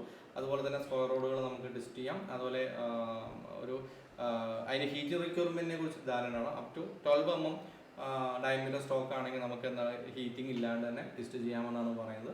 ലാർജർ സൈസ് ആണെങ്കിൽ നിർബന്ധമായിട്ട് എന്ത് ചെയ്യണം, ഒരു ഡൾ റെഡ് കളറിൽ വരെയെങ്കിലും നമ്മൾ എന്ത് ചെയ്യണം, അതിനെ ഹീറ്റപ്പ് ചെയ്തതിന് ശേഷം നമ്മൾ ചെയ്യാൻ പാടുള്ളൂ. പിന്നെ സ്ക്രോൾ ബെൻഡിങ് ഉണ്ട്. സ്ക്രോൾ ബെൻഡിങ് എന്ന് പറഞ്ഞാൽ സർക്കുലർ സ്പൈറൽ ഷേപ്പ് ഉണ്ടാക്കിയെടുക്കുക എന്നുള്ളതാണ്. അതിന് ഡെക്കറേറ്റീവ് പർപ്പസ്, അത് ഗേറ്റുകൾ, ഗ്രില്ല്, അങ്ങനെയുള്ള സാധനങ്ങളൊക്കെയാണ് സ്ക്രോൾ ബെൻഡിങ് യൂസ് ചെയ്യുന്നത്. ഓക്കെ, അപ്പോൾ ഏതൊക്കെയാണ് പ്രധാനപ്പെട്ട ടൂള്, ട്വിസ്റ്റിങ്, സ്ക്രോൾ ബെൻഡിങ് തുടങ്ങിയ കാര്യങ്ങളൊക്കെ മനസ്സിലാക്കി വെക്കുക. പിന്നെ നമുക്കിതിൽ ഫോർജ് ചെയ്യുന്ന സമയത്ത് നിർബന്ധമായിട്ട് നമുക്ക് അലവൻസ് ഒക്കെ കൊടുക്കാറുണ്ട്. നമ്മൾ 10 ഡിഗ്രി ഒക്കെയാണ് കൊടുക്കാറ്. ഓക്കെ, പിന്നെ നമുക്ക് ഈ പറയുന്ന വെൽഡിംഗ് എന്ന് പറഞ്ഞ സംഭവം പഠിച്ചിട്ടുണ്ടായിരുന്നു. വെൽഡിംഗ് എന്ന് പറഞ്ഞാൽ നമുക്കാകെ ഒരു 2 കീവേഡ് മാത്രമേ പഠിക്കാൻ. ഈ ഫോർജ് വെൽഡിംഗ് എന്ന് പറഞ്ഞാൽ നമ്മൾ ഈ രണ്ട് വർക്ക് പീസിനെ ആ റീക്രിയേഷൻ ടെമ്പറേച്ചറിന്റെ മുകളിലേക്ക് കൊണ്ടുപോയിട്ട് ഇതിനെ അടിച്ച് പരത്തി ഉണ്ടാക്കുന്നതാണ്. ഓക്കെ, അപ്പോൾ ഇതിലാകെ ചോദ്യം ചോദിക്കാൻ സാധ്യതയുള്ളത് ഒരു ഈ മെറ്റൽ എൻഡിനെ പ്രിപ്പയർ ചെയ്യുന്ന മെത്തേഡ് എന്താണ്, preparing the metal end, preparing the metal ends. ആരെങ്കിലും ഓർമ്മയുണ്ടെങ്കിൽ പറയാവുന്നതാണ്. പ്രിപ്പയറിംഗ് ദ മെറ്റൽ എൻഡ്സിനെ പറയുന്ന പേരെന്താണ്? പ്രിപ്പയറിംഗ് ദ മെറ്റൽ എൻഡ്സിനെ പറയുന്ന പേരെന്താണ്? സ്കാർഫിംഗ് എന്ന് പറഞ്ഞാൽ, അല്ലേ? സ്കാർഫിംഗ്. അത് മാത്രമാണ് ഈ പറയുന്ന വെൽഡിങ്ങിൽ നിന്നൊരു ക്വസ്റ്റ്യൻ ചോദിക്കാൻ സാധ്യതയുള്ളൂ, വേറെ ഒന്നും വലിയ എക്സ്പെക്ടേഷൻ ഇല്ല. അതും പല ടൈപ്പ് ഉണ്ട്. അപ്പോൾ മെയിൻ ഓപ്പറേഷൻ എന്ന് പറഞ്ഞാൽ എന്താണ്, ഈ വെൽഡിങ്ങിൽ തന്നെ ഷട്ടിങ് പറയാനുണ്ട്. ഇപ്പോൾ പോളിഷ് എന്ന് പറഞ്ഞാൽ ഡിഫക്റ്റ് ആണ് ഇതിൽ വരുന്നത്, പക്ഷേ ഇവിടെ ഷട്ടിങ് എന്ന് പറഞ്ഞാൽ എന്താണ്, വെൽഡിങ് തന്നെയാണെന്ന് ഓർത്തിരുന്നാൽ മതി. Okay, clear. പിന്നെ നമുക്ക് പഞ്ച് ആൻഡ് ഡ്രിഫ്റ്റുകളൊക്കെ യൂസ് ചെയ്യാം. പഞ്ച് യൂസ് ചെയ്യുന്നതാണ് ഒരു ഹോള് ഉണ്ടാക്കാൻ വേണ്ടി പഞ്ച് യൂസ് ചെയ്യുന്നു. പിന്നെ ഡ്രിഫ്റ്റ് യൂസ് ചെയ്യുന്നു. ഓൾറെഡി ഒരു ഹോൾ ഉണ്ടാക്കി അതിനെ നമുക്ക് എന്ത് ചെയ്യണം, പ്രീവിയസ്ലി പഞ്ചിൻ്റെ ഹോളിനെ എൻലാർജ് ചെയ്യാൻ വേണ്ടി നമുക്ക് ഡ്രിഫ്റ്റ് യൂസ് ചെയ്യാം. അപ്പോൾ പഞ്ച് ആൻഡ് ഡ്രിഫ്റ്റിൻ്റെ ഡിഫറൻസ് അല്ലെങ്കിൽ ഏതെങ്കിലും ഒരു ക്വസ്റ്റ്യൻ വരാം. അതിൽ മെയ്ഡ് ചെയ്യുന്ന മെറ്റീരിയൽ 0.8% കാർബൺ സ്റ്റീലായിരിക്കും. ടോങ്സ് ഉണ്ടാക്കുന്ന മെറ്റീരിയലും കൊണ്ട് ആർക്കെങ്കിലും കമൻറ്റ് ചെയ്യാവുന്നതാണ്. ടോങ്സ് ഉണ്ടാക്കുന്ന മെറ്റീരിയൽ, ടോങ്സ് ഉണ്ടാക്കുന്ന മെറ്റീരിയൽ ആർക്കെങ്കിലും കമൻറ്റ് ചെയ്യാവുന്നതാണ്. ടോങ്സ് MS കൊണ്ടാണ് ടോങ്സ് ഉണ്ടാക്കുക അല്ലേ? MS കൊണ്ടാണ് ടോങ്സ് ഉണ്ടാക്കുക. മൈൽഡ് സ്റ്റീൽ കൊണ്ടാണ് ടോങ്സ് ഉണ്ടാക്കുക എന്ന് ഓർത്തിരിക്കാം.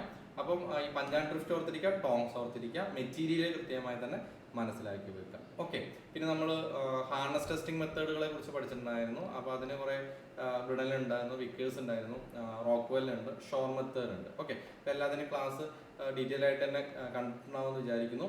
അപ്പോൾ സാധാരണഗതിയിൽ ഇതിൽ ഇപ്പോൾ ഒരു ബ്രിഡൽ ടെസ്റ്റ് എന്ന് പറയുന്നത് ഈ ലോഡ് എങ്ങനെ അപ്ലൈ ചെയ്യുന്നു എന്നുള്ളതാണ് അല്ലേ? അപ്പോൾ ഒരു സ്പെസിഫൈഡ് ടൈം ഒരു ഇൻഡൻറ്റർ വെച്ചിട്ടാണ് നമ്മൾ എന്ത് യൂസ് ചെയ്യുന്നത്, ഈ പറയുന്ന ബ്രിണലിൽ ടെസ്റ്റ് ചെയ്യുന്നത്. ഓക്കെ, അപ്പോൾ അതിൽ നമ്മൾ ബോൾ സ്റ്റാൻഡേർഡ് ഈ ഇൻഡൻറ്ററിൻ്റെ ബോൾ ആയിരിക്കുന്നുണ്ടാവുക 1 mm, 2.5 mm, 5, 10, 1, 2, 5, 10 അല്ലെ? ആ വാല്യൂ അങ്ങനെ തന്നെ പഠിക്കുക, അല്ലെങ്കിൽ 10, 5, 2, 1 എന്ന രീതിയിൽ തന്നെ പഠിക്കുക. ഇതിനുശേഷം നമ്മൾ ആ സർക്കുലർ ഇംപ്രഷനാണ് നമ്മൾ എന്ത് ചെയ്യുന്നത്, അവിടെ അളക്കുന്നത്. അത് വെച്ചിട്ടാണ് കാൽക്കുലേറ്റ് ചെയ്താണ് നമ്മൾ കണ്ടുപിടിക്കുന്നത്. ഓക്കെ, ക്ലിയർ ആണല്ലോ? ആ ഇൻഡന്റേഷന്റെ റെസിസ്റ്റൻസ് ആണ് അവിടുത്തെ ഹാർനസ് ആയിട്ട് വരിക. അപ്പോൾ സിമ്പിൾ ഇതെന്താണ്, HB എന്നാണ് ഇത്. അപ്പോൾ ആ ലോഡ് ഏകദേശം 100 തൊട്ട് 3000 കിലോഗ്രാം ഫോഴ്സ് വരെ നമുക്ക് കൊടുക്കാം. ഇംപ്രഷൻ സർക്കുലർ ആണെന്ന് ഓർത്തിരിക്കുക. അപ്പോൾ പിന്നെ നമ്മൾ റോക്ക്വെല്ല് നമ്മൾ യൂസ് ചെയ്യുന്നു. റോക്ക്വെല്ല് നമുക്ക് എത്ര സ്കെയിൽ ഉണ്ടെന്ന് അറിയാമോ? റോക്ക്വെല്ല് എത്ര സ്കെയിൽ ഉണ്ട്? How many scales are there in Rockwell? Rockwell എത്ര സ്കെയിൽ? 2 സ്കെയിൽ ഉണ്ട് അല്ലേ? ബിയും ഉണ്ട്, സിയും ഉണ്ട്. B scale and C scale അല്ലേ? അപ്പോൾ അതെന്തിനാണ്, ഒരു കറക്റ്റ് ഇൻഡൻറ്റർ ആൻഡ് ലോഡ് ഡിഫറെൻറ്റ് മെറ്റീരിയലിന് വേണ്ടിയിട്ടാണ് നമ്മൾ അങ്ങനെ ചെയ്യുന്നത്. അപ്പോൾ B സ്കെയിൽ ഉണ്ട്, C സ്കെയിൽ ഉണ്ടെന്ന് ഓർത്തിരിക്കുക. അപ്പോൾ എങ്ങനെയാണ്, അപ്പോൾ അതിൻ്റെ ഡിഫറൻസ് എന്ന് പറയുന്നത്, ഇപ്പോൾ ഈ B സ്കെയിൽ എന്ന് പറയുന്നത് HRB എന്ന് പറയും. ഓക്കെ, സാധാരണ കോപ്പർ, അലൂമിനിയം, MS പോലെയുള്ള സോഫ്റ്റ് മെറ്റീരിയൽസിനൊക്കെയാണ് B സ്കെയിൽ നമ്മൾ യൂസ് ചെയ്യാറ്. അവിടെ ഇൻഡന്റേഷൻ ടൂൾ എന്ന് പറയുന്നത് സ്റ്റീൽ ബോൾ ആയിരിക്കും. ആ സ്റ്റീൽ ബോളിൻ്റെ ഡയമീറ്റർ പറയുക. 1.588. അത് ഒരു ഇഞ്ചിനും കൂടെ നമ്മൾ പഠിച്ചിട്ടുണ്ടായിരുന്നു, അതും കൂടെ പറഞ്ഞു. 1.588 അല്ലെങ്കിൽ ഒരു പർട്ടിക്കുലർ ഇഞ്ച് നമ്മൾ പറഞ്ഞിട്ടുണ്ടായിരുന്നു. ആ ഇഞ്ചും കൂടെ കമൻറ്റ് ചെയ്താൽ വളരെ വളരെ സന്തോഷം. എത്രയാണ് 16 ആണോ 1/6 ആണോ? 1/6 അല്ലേ? ക്ലിയർ. ഈ 1/64 നമ്മൾ വേറെ ഏതോ പഠിച്ചിട്ടുണ്ടല്ലോ. 1/64 നമ്മൾ വേറെ എപ്പോഴോ പഠിച്ചിട്ടുണ്ട്. 1/64 ഇഞ്ച് വേറെ എവിടെയോ പഠിച്ചിട്ടുണ്ട്. എന്തായിരുന്നു? Least count of steel rule അല്ലേ? Least count of steel rule. Okay, very good. Okay, പിന്നെ നമുക്ക് മൈനർ ലോഡായിട്ട് നമ്മൾ എത്ര കൊടുക്കാമെന്ന് ഓർമ്മയുണ്ടോ? മൈനർ ലോഡായിട്ട് HRBയിൽ നമ്മൾ എത്രയാണ് കൊടുക്കുക? മൈനർ ലോഡ് നമ്മൾ എത്രയാണ് കൊടുക്കുക? മൈനർ ലോഡ് സിൻഷാദ്, രയേഷ്, കൈലാസ്, കാർത്തിക്, 10 അല്ലേ? 10 എന്താണ്? 10 മാങ്ങയാണോ തേങ്ങയാണോ? 10 എന്താണ്? കാരണം 10 കിലോഗ്രാം ഫോഴ്സ് എന്ന് വരാം, 10 ന്യൂട്ടൺ എന്ന് വരാം. പല യൂണിറ്റിൽ നിങ്ങൾക്ക് ആ ഓപ്ഷൻ എക്സ്പെക്ട് ചെയ്യാം. അതുകൊണ്ടാണ് നമ്മളത് യൂണിറ്റ് കൂടെ പഠിക്കുന്നത്. 10 കിലോഗ്രാം ഫോഴ്സ് ആണ്. കാരണം 98.1 ന്യൂട്ടൺ എന്ന് വേണമെങ്കിൽ നമുക്ക് എന്ത് വരാം, അതിൻ്റെ ഓപ്ഷനായിട്ട് വേണമെങ്കിൽ കയറി വരാം കേട്ടോ. അപ്പോൾ 10 എന്ന് മാത്രം പഠിക്കരുത്, 10 കിലോഗ്രാം ഫോഴ്സ് കൃത്യമായി ഓർത്തിരിക്കാം. ഇനി C സ്കെയിലാണെങ്കിൽ മൈനർ ലോഡ് അത് തന്നെയാണ്. പക്ഷേ അവിടുത്തെ ഇൻഡന്റേഷൻ ടൂളിൽ വ്യത്യാസമുണ്ട്. ഡയമണ്ട് കോൺ ഇൻഡന്റർ ആണ് നമ്മളവിടെ യൂസ് ചെയ്യുക അല്ലേ? C scale suppose if we are using C scale നമ്മൾ യൂസ് ചെയ്യുന്നത് ഡയമണ്ട് കോൺ ഇൻഡന്റർ ആണെന്ന് ഓർത്തിരിക്കുക. ഡയമണ്ട് കോൺ ഇൻഡന്റർ ആയിരിക്കുമെന്ന് മനസ്സിലാക്കി വെക്കുക. ഡയമണ്ട് കോൺ ഇൻഡന്റർ ആയിരിക്കും ഓർത്തിരിക്കുക. അത് മേജർ ലോഡ് 150, അതുപോലെ തന്നെ മൈനർ ലോഡ് 10 തന്നെ ഉണ്ടാവാം. അപ്പോൾ അത് ജസ്റ്റ് ഒന്ന് എന്ത് ചെയ്യാം, മനസ്സിലാക്കി വെക്കുക. അപ്പം ഈ റോക്ക്വെല്ലും ബിയും സിയും തമ്മിലൊരു കമ്പാരിസൺ എപ്പോഴും നല്ലതാണ്. ഒന്നിൽ സ്റ്റീൽ ബോർഡ്, ഒന്നിൽ ഡയമണ്ട് ബോർഡ്. അതിന്റെ ഇന്റർനെറ്റ് സൈസ് ഒന്ന് 1.588, മറ്റേത് റോക്കൽ സി സ്കെയിൽ അവിടെ ആംഗിൾ ചോദിക്കാൻ സാധ്യതയുള്ളൂ 120 ഡിഗ്രി കോൺ ആംഗിൾ. രണ്ടിനും മൈനിലോട് 10 kilogram force. Okay, hardness range ഒന്ന് 0 to 130, ഒന്ന് 0 to 100. ഓക്കെ, ക്ലിയർ ആണല്ലോ. അപ്പം സി സ്കെയിൽ ഏത് മെറ്റീരിയൽ, ഹാർഡൻ്റെ ആയിരിക്കും സോഫ്റ്റ് ആയിരിക്കും? സി സ്കെയിൽ ഫോർ ഹാർഡൻ്റെ മെറ്റീരിയൽ. ഹാർഡൻ്റെ മെറ്റീരിയൽസിന് വേണ്ടിയിട്ടാണ് നമ്മൾ ആരെ ഇംപ്ലിമെന്റ് ചെയ്തത്? സി സ്കെയിൽ ഇംപ്ലിമെന്റ് ചെയ്തത്. ഓക്കെ, ക്ലിയർ ആണല്ലോ. സിമ്പിളാണ്, എല്ലാം കൃത്യമായി തന്നെ മനസ്സിലാക്കി വെക്കാം. ഓക്കെ, പിന്നെ നമ്മൾ ഈ സ്റ്റീലിനെ കുറിച്ച്, ഹീറ്റ് ട്രീറ്റ്മെന്റ് ഓഫ് സ്റ്റീലിനെ കുറിച്ച് പഠിച്ചു കുറേ. അപ്പോൾ അതിൽ കുറേ സ്ട്രക്ചർ ഓഫ് സ്റ്റീൽ വളരെ വളരെ ഇമ്പോർട്ടൻ്റ് ആണ്. കാരണം നമുക്ക് ഈ സ്റ്റീലിന് കാർബൺ പെർസെൻറ്റേജ് 1.7% ആണ് അല്ലേ. അപ്പോൾ ഈ സ്ട്രക്ചർ ഓഫ് സ്റ്റീൽ, ഇപ്പോൾ ഫെറൈറ്റ് ഉണ്ട്, സിമെൻറ്റേറ്റ് ഉണ്ട്, അപ്പോൾ അങ്ങനെ കുറേ സ്ട്രക്ചേഴ്സ് നമ്മൾ പഠിച്ചിട്ടുണ്ട്. അതിൽ ഫെറൈറ്റ് എന്ന് പറഞ്ഞാൽ ഒരു പിഗ്ഗായുള്ള 0% കാർബണുള്ള കണ്ടീഷനാണ് ഫെറൈറ്റ് എന്ന് പറയുന്നത്. അപ്പോൾ അത് വളരെ സോഫ്റ്റ് ആയിട്ടുള്ള, എക്റ്റൈൽ ആയിട്ടുള്ള, കമ്പാരിറ്റീവ്ലി വീക്ക് ആയിട്ടുള്ള ഒരു സ്ട്രക്ചർ ആയിരുന്നു. പിന്നെ സിമെൻറ്റേറ്റ് എന്ന സാധനം പഠിച്ചു. അയൺ കാർബൺ ഡയഗ്രം പഠിച്ചപ്പോൾ അതാണ് പ്രധാനമായിട്ടുള്ളത്. അപ്പോൾ ഈ അതിൽ സിമെൻറ്റേറ്റ് എന്ന് പറഞ്ഞാൽ അയൺ കാർബൈഡ് ആണ്, വെരി ഹാർഡ് അല്ലെങ്കിൽ ബ്രിട്ടിലായിട്ടുള്ള സംഭവമാണ് അല്ലേ. അപ്പം ഹാർഡ്നെസ് ഒരിക്കലും എന്തല്ല, നോട്ട് ഈക്വൽ ടു സ്ട്രെങ്ത്. അതുകൊണ്ട് തന്നെ ഒരുപാട് സ്ട്രോങ് എന്ന് പറയാൻ പറ്റില്ല. ഓക്കെ, പിന്നെ നമ്മൾ യൂടെക്ടോഡ് സ്റ്റീൽ പറഞ്ഞു. പെർലൈറ്റ് സ്റ്റീൽ എന്ന് അറിയപ്പെടുന്നത് യൂടെക്ടോഡ് സ്റ്റീലിന് 0.84% ആണ് അവിടുത്തെ കാർബൺ കണ്ടന്റ് എന്ന് പറയുന്നത്. ഹൈപ്പോ യൂടെക്ടോഡ് ഉണ്ട്, ഹൈപ്പർ യൂടെക്ടോഡ് ഉണ്ട്. ഹൈപ്പോ യൂടെക്ടോഡ് 0.4 ലെഫ്റ്റ് സൈഡ്, ഹൈപ്പർ എന്ന് പറയുന്നത് റൈറ്റ് സൈഡ്. ഓക്കെ, അപ്പോൾ എവിടെ നിന്നാണ് ഈ സ്ട്രക്ചർ ചേഞ്ച് ആവുന്നത്? അതാ ഒരു ക്രിട്ടിക്കൽ ടെമ്പറേച്ചർ നമ്മൾ പഠിച്ചിരുന്നു. ക്രിട്ടിക്കൽ ടെമ്പറേച്ചർ വാല്യൂ ഓർത്തിരിക്കുക. എത്രയായിരുന്നു critical? Lower critical temperature for all steel എന്ന് പറഞ്ഞാൽ എത്ര ഡിഗ്രി ആയിരുന്നു? Lower critical temperature for all steel എന്ന് പറഞ്ഞാൽ എത്ര ഡിഗ്രി ആയിരുന്നു? Very very important. കാരണം ഒരു ക്വസ്റ്റ്യൻ പ്രോബബിലിറ്റി വളരെ വളരെ കൂടുതലാണ് അവിടെ. എത്രയാണ്? 723 ഡിഗ്രി സെൽഷ്യസ് ആണ്. 723 ഡിഗ്രി സെൽഷ്യസ് ആണ്. അതുപോലെ തന്നെ ക്യൂറിംഗ് ടെമ്പറേച്ചർ എന്ന് പറഞ്ഞ് പഠിച്ചിട്ടുണ്ടായിരുന്നു 762 ഡിഗ്രി. ഈ ഡിഗ്രി സെൽഷ്യസ് വരെയാണ് നമുക്ക് മാഗ്നറ്റിക് പ്രോപ്പർട്ടി റിട്ടേൺ ചെയ്യാൻ പറ്റുള്ളൂ. അതിന് മുകളിലേക്ക് എന്താവും? നോൺ മാഗ്നറ്റിക് ആവുമെന്ന് ഓർത്തിരിക്കുക. ഓസ്റ്റനേറ്റ് സ്ട്രക്ചർ എന്ന് പറയുന്നത് ഹൈ ടെമ്പറേച്ചറിൽ മാത്രം ഉണ്ടാകുന്നതായതുകൊണ്ട് അത് നോൺ മാഗ്നറ്റിക് ആണ്. പിന്നെ നമുക്ക് ഇതിൻ്റെയൊക്കെ സ്ലോ കൂളിംഗ് ആകുകൊണ്ടാണ് നമുക്ക് എന്താണ് ഫെറൈറ്റ് ഒക്കെ ഉണ്ടാക്കിയെടുക്കാൻ പറ്റുന്നത്. റാപ്പിഡ് കൂളിംഗ് കൊണ്ട് നമുക്ക് മാർട്ടിൻസൈറ്റാണ് ഉണ്ടാകുന്നത്. പിന്നെ ഹീറ്റ് ട്രീറ്റ്മെൻറ്റിന് ഒരുപാട് സ്റ്റേജുകൾ പഠിച്ചു. 3 സ്റ്റേജാണ് അല്ലേ. ഒന്ന് ഹീറ്റ് ചെയ്യുക, സോക്ക് ചെയ്യുക, കൂൾ ചെയ്യുക അല്ലേ.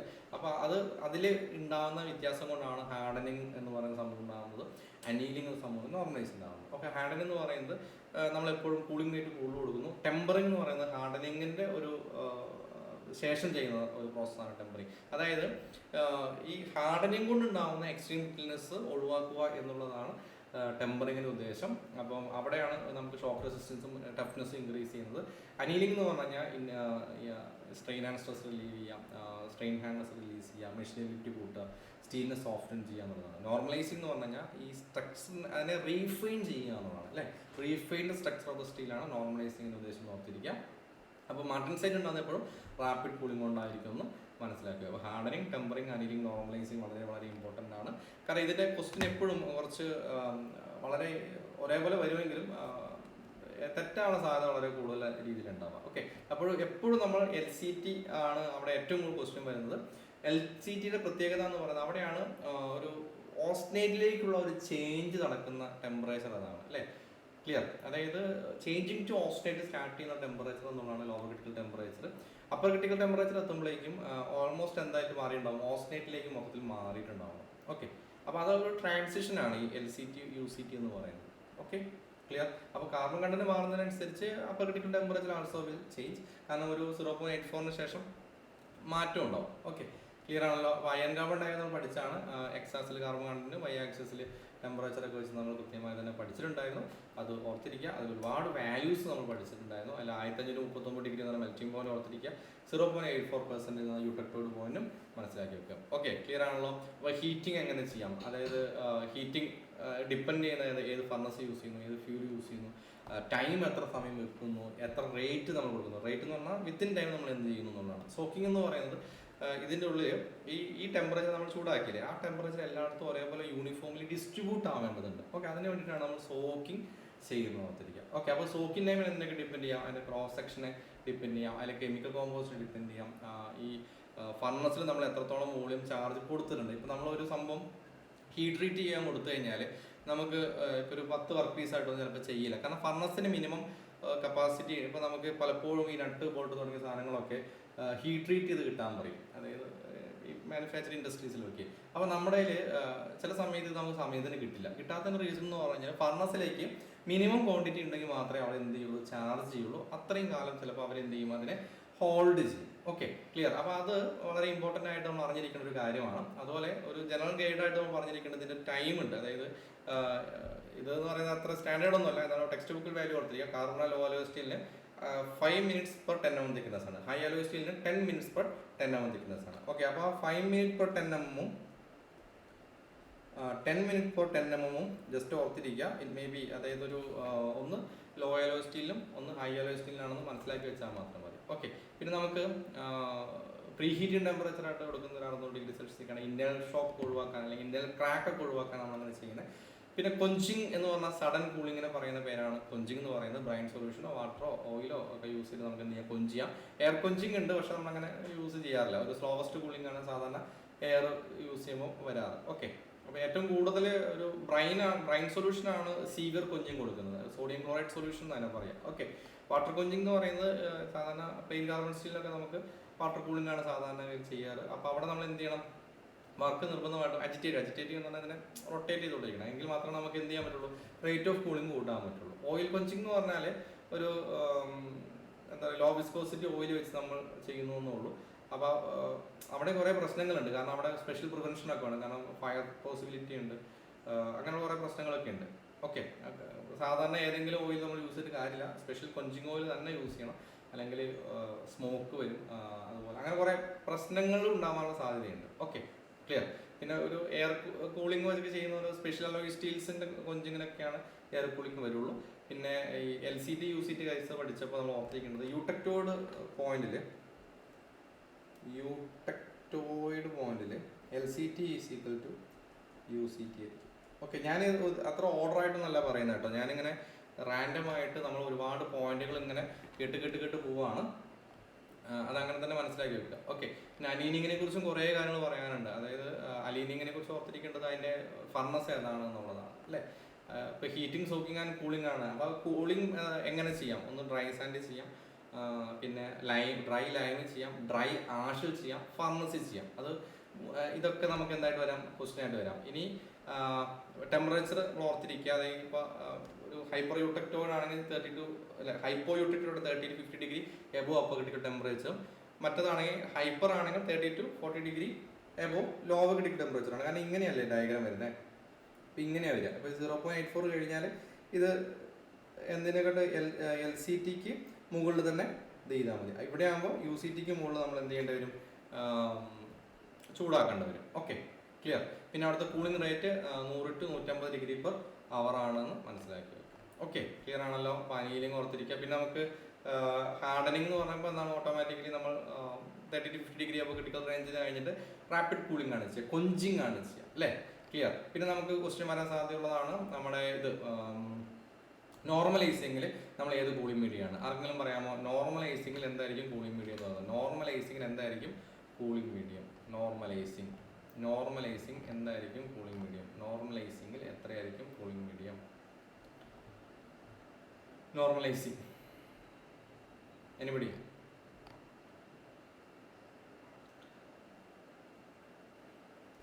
ആരെങ്കിലും പറഞ്ഞോ? നോർമലൈസിങ് സ്റ്റിൽ എയർ എന്ന് പറഞ്ഞാൽ അവിടെ കാറ്റടിക്കാൻ പാടില്ല എന്നുള്ളതാണ്, അല്ലേ. അതായത് എയർ കൂളിംഗ് ആണ്, എന്നിരുന്നാലും അവിടെ എന്താണ്, സ്റ്റിൽ എയർ എന്നാണ്. സ്റ്റിൽ എയർ എന്ന് പറഞ്ഞു കഴിഞ്ഞാൽ എന്താണ്, അവിടെ ഡ്രോട്ട് ഉണ്ടാവരുത്, അല്ലേ. ഡ്രോട്ട് എന്ന് പറഞ്ഞാൽ പ്രഷർ ഡിഫറൻസ് ഉണ്ടാകുമ്പോൾ എന്ത് സംഭവിക്കും, എയർ ഫ്ലോ ഉണ്ടാവും. എയർ ഫ്ലോ ഇല്ലാത്ത ഏരിയയിൽ വേണം എന്ത് ചെയ്യാൻ, നമ്മൾ ഈ നോർമലൈസിങ്ങിൻ്റെ സമയത്ത് കൂൾ ചെയ്യാൻ. അതുപോലെ തന്നെ ഈ ടെമ്പറിങ്ങിൻ്റെ പരമാവധി ടെമ്പറേച്ചർ എപ്പോഴും ഒരു 400 ഡിഗ്രി താഴെ ആയിരിക്കണം എന്ന് മനസ്സിലാക്കി വെക്കാം. പിന്നെ നമുക്ക് ഈ ഒരു എന്താ പറയുക, ഒരു നോർമലൈസിങ് ടെമ്പറേച്ചർ എന്ന് പറഞ്ഞാൽ സാധാരണ 30 to 50 ഡിഗ്രി തന്നെയാണ് കൊടുക്കാറ്. 30 to 40, 30 to 50 എന്നൊക്കെ പറഞ്ഞിട്ട് ക്രിട്ടിക്കൽ ടെമ്പറേച്ചർ 30 to 40, 30 to 50 ഒക്കെ തന്നെ വരും, അല്ലേ.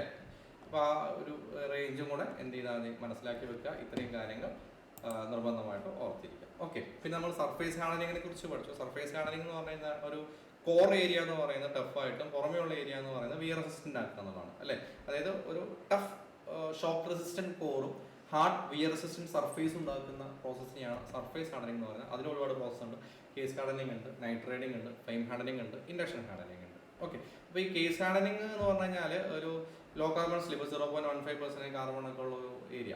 ഓക്കെ, അവിടെ നമുക്ക് എന്ത് ചെയ്യണം, നേരിട്ട് ഹാർഡൻ ചെയ്തിട്ട് കാര്യമില്ല. നമുക്ക് അതിന് ഉള്ളു മെഷീൻ ചെയ്യാൻ പറ്റണം, അല്ലെങ്കിൽ ഉള്ളു എന്തായിരിക്കണം, ഒരു ടഫ് ആയിരിക്കണം. ഓക്കെ, അപ്പോൾ അതിൻ്റെ പുറമെ ജസ്റ്റ് നമുക്ക് എന്താ ഉദ്ദേശിക്കുന്നത്, ഒരു വിയർ റെസിസ്റ്റൻറ്റ് സർഫേസ് ഉണ്ടാക്കിയെടുക്കണം. അപ്പോൾ അവിടെ മാത്രം നമ്മൾ 0.9% കാർബൺ വരെ നമുക്ക് എന്ത് ചെയ്യാം, അപ് ടു അത് വരെ ഇൻക്രീസ് ചെയ്യാം. അവിടെ ഒരു കാർബറൈസിങ് പ്ലസ് കൊഞ്ചിങ് എന്ന് പറയുന്ന മെത്തേഡിലാണ് നമ്മൾ ചെയ്യുക. കാർബറൈസിങ് എന്ന് പറയുന്ന ഒരുപാട് ടൈപ്പ് ഉണ്ട്. അതായത് കാർബൺ കണ്ടന്റ് സർഫേസിൽ എത്തിക്കുക എന്നുള്ളതാണ് കാർബറൈസിങ് ഉദ്ദേശിക്കുന്നുള്ളൂ അല്ലേ. അപ്പോൾ കോർ റിഫൈൻ ചെയ്യണം, സർഫേസ് ഹാർഡൻ ചെയ്യണം. അപ്പോൾ അതിൽ ഒരുപാട് ഫോംസ് ഓഫ് കാർബൺ സപ്ലൈ അനുസരിച്ച് ഇതിൻ്റെ പേരുകൾ മാറും. അതിൽ സാധാരണ രീതിയിൽ കാർബറൈസിങ് ടെമ്പറേച്ചർ റേഞ്ച് എന്ന് പറയുന്നത് 880 തൊട്ട് 8.930 വരെയാണ്. 850 തൊട്ട് 930 ഡിഗ്രി സെൽഷ്യസ് ആണ് കാർബറൈസിങ് ടെമ്പറേച്ചർ എന്ന് പറയുന്നത്.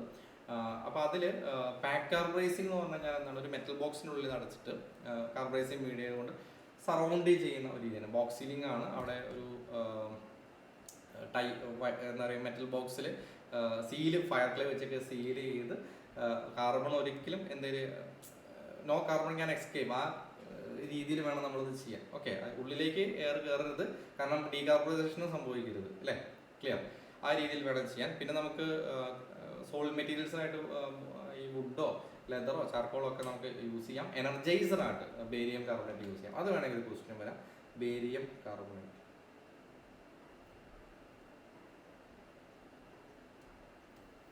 എനർജൈസറായിട്ട് നമുക്ക് ബേരിയം കാർബണേറ്റ് യൂസ് ചെയ്യാം. ഓക്കെ, അപ്പോൾ എനർജൈസർ ക്വസ്റ്റ്യൻ ചോദിക്കാൻ സാധ്യത കേട്ടോ.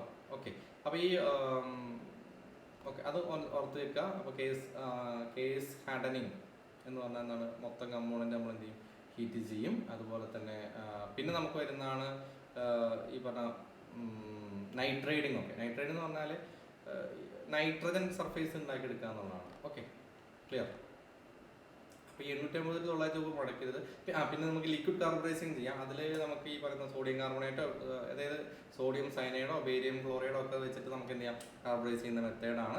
പിന്നെ നമുക്ക് അവിടെയൊക്കെ കേസ് ഡെപ്ത് ഒരു 0.25 mm വരെ നമുക്ക് കിട്ടുക. ഇനി ഗ്യാസ് കാർബറൈസിങ്ങിൽ നമുക്ക് ആ ക്വസ്റ്റ്യൻ വരാനുള്ളത് ഗ്യാസ് ഏതാ യൂസ് ചെയ്യുക, മീത്തേനോ അല്ലെങ്കിൽ പ്രൊപ്പൈനോ ആയിരിക്കും യൂസ് ചെയ്യുക. പിന്നെ നമുക്ക് വരുന്നതെന്ന് പറഞ്ഞാൽ ഒരു കാർബൺ കണ്ടന്റ് ആഫ്റ്റർ കാർബറൈസിങ് 0.9% വരെ ആയിരിക്കും.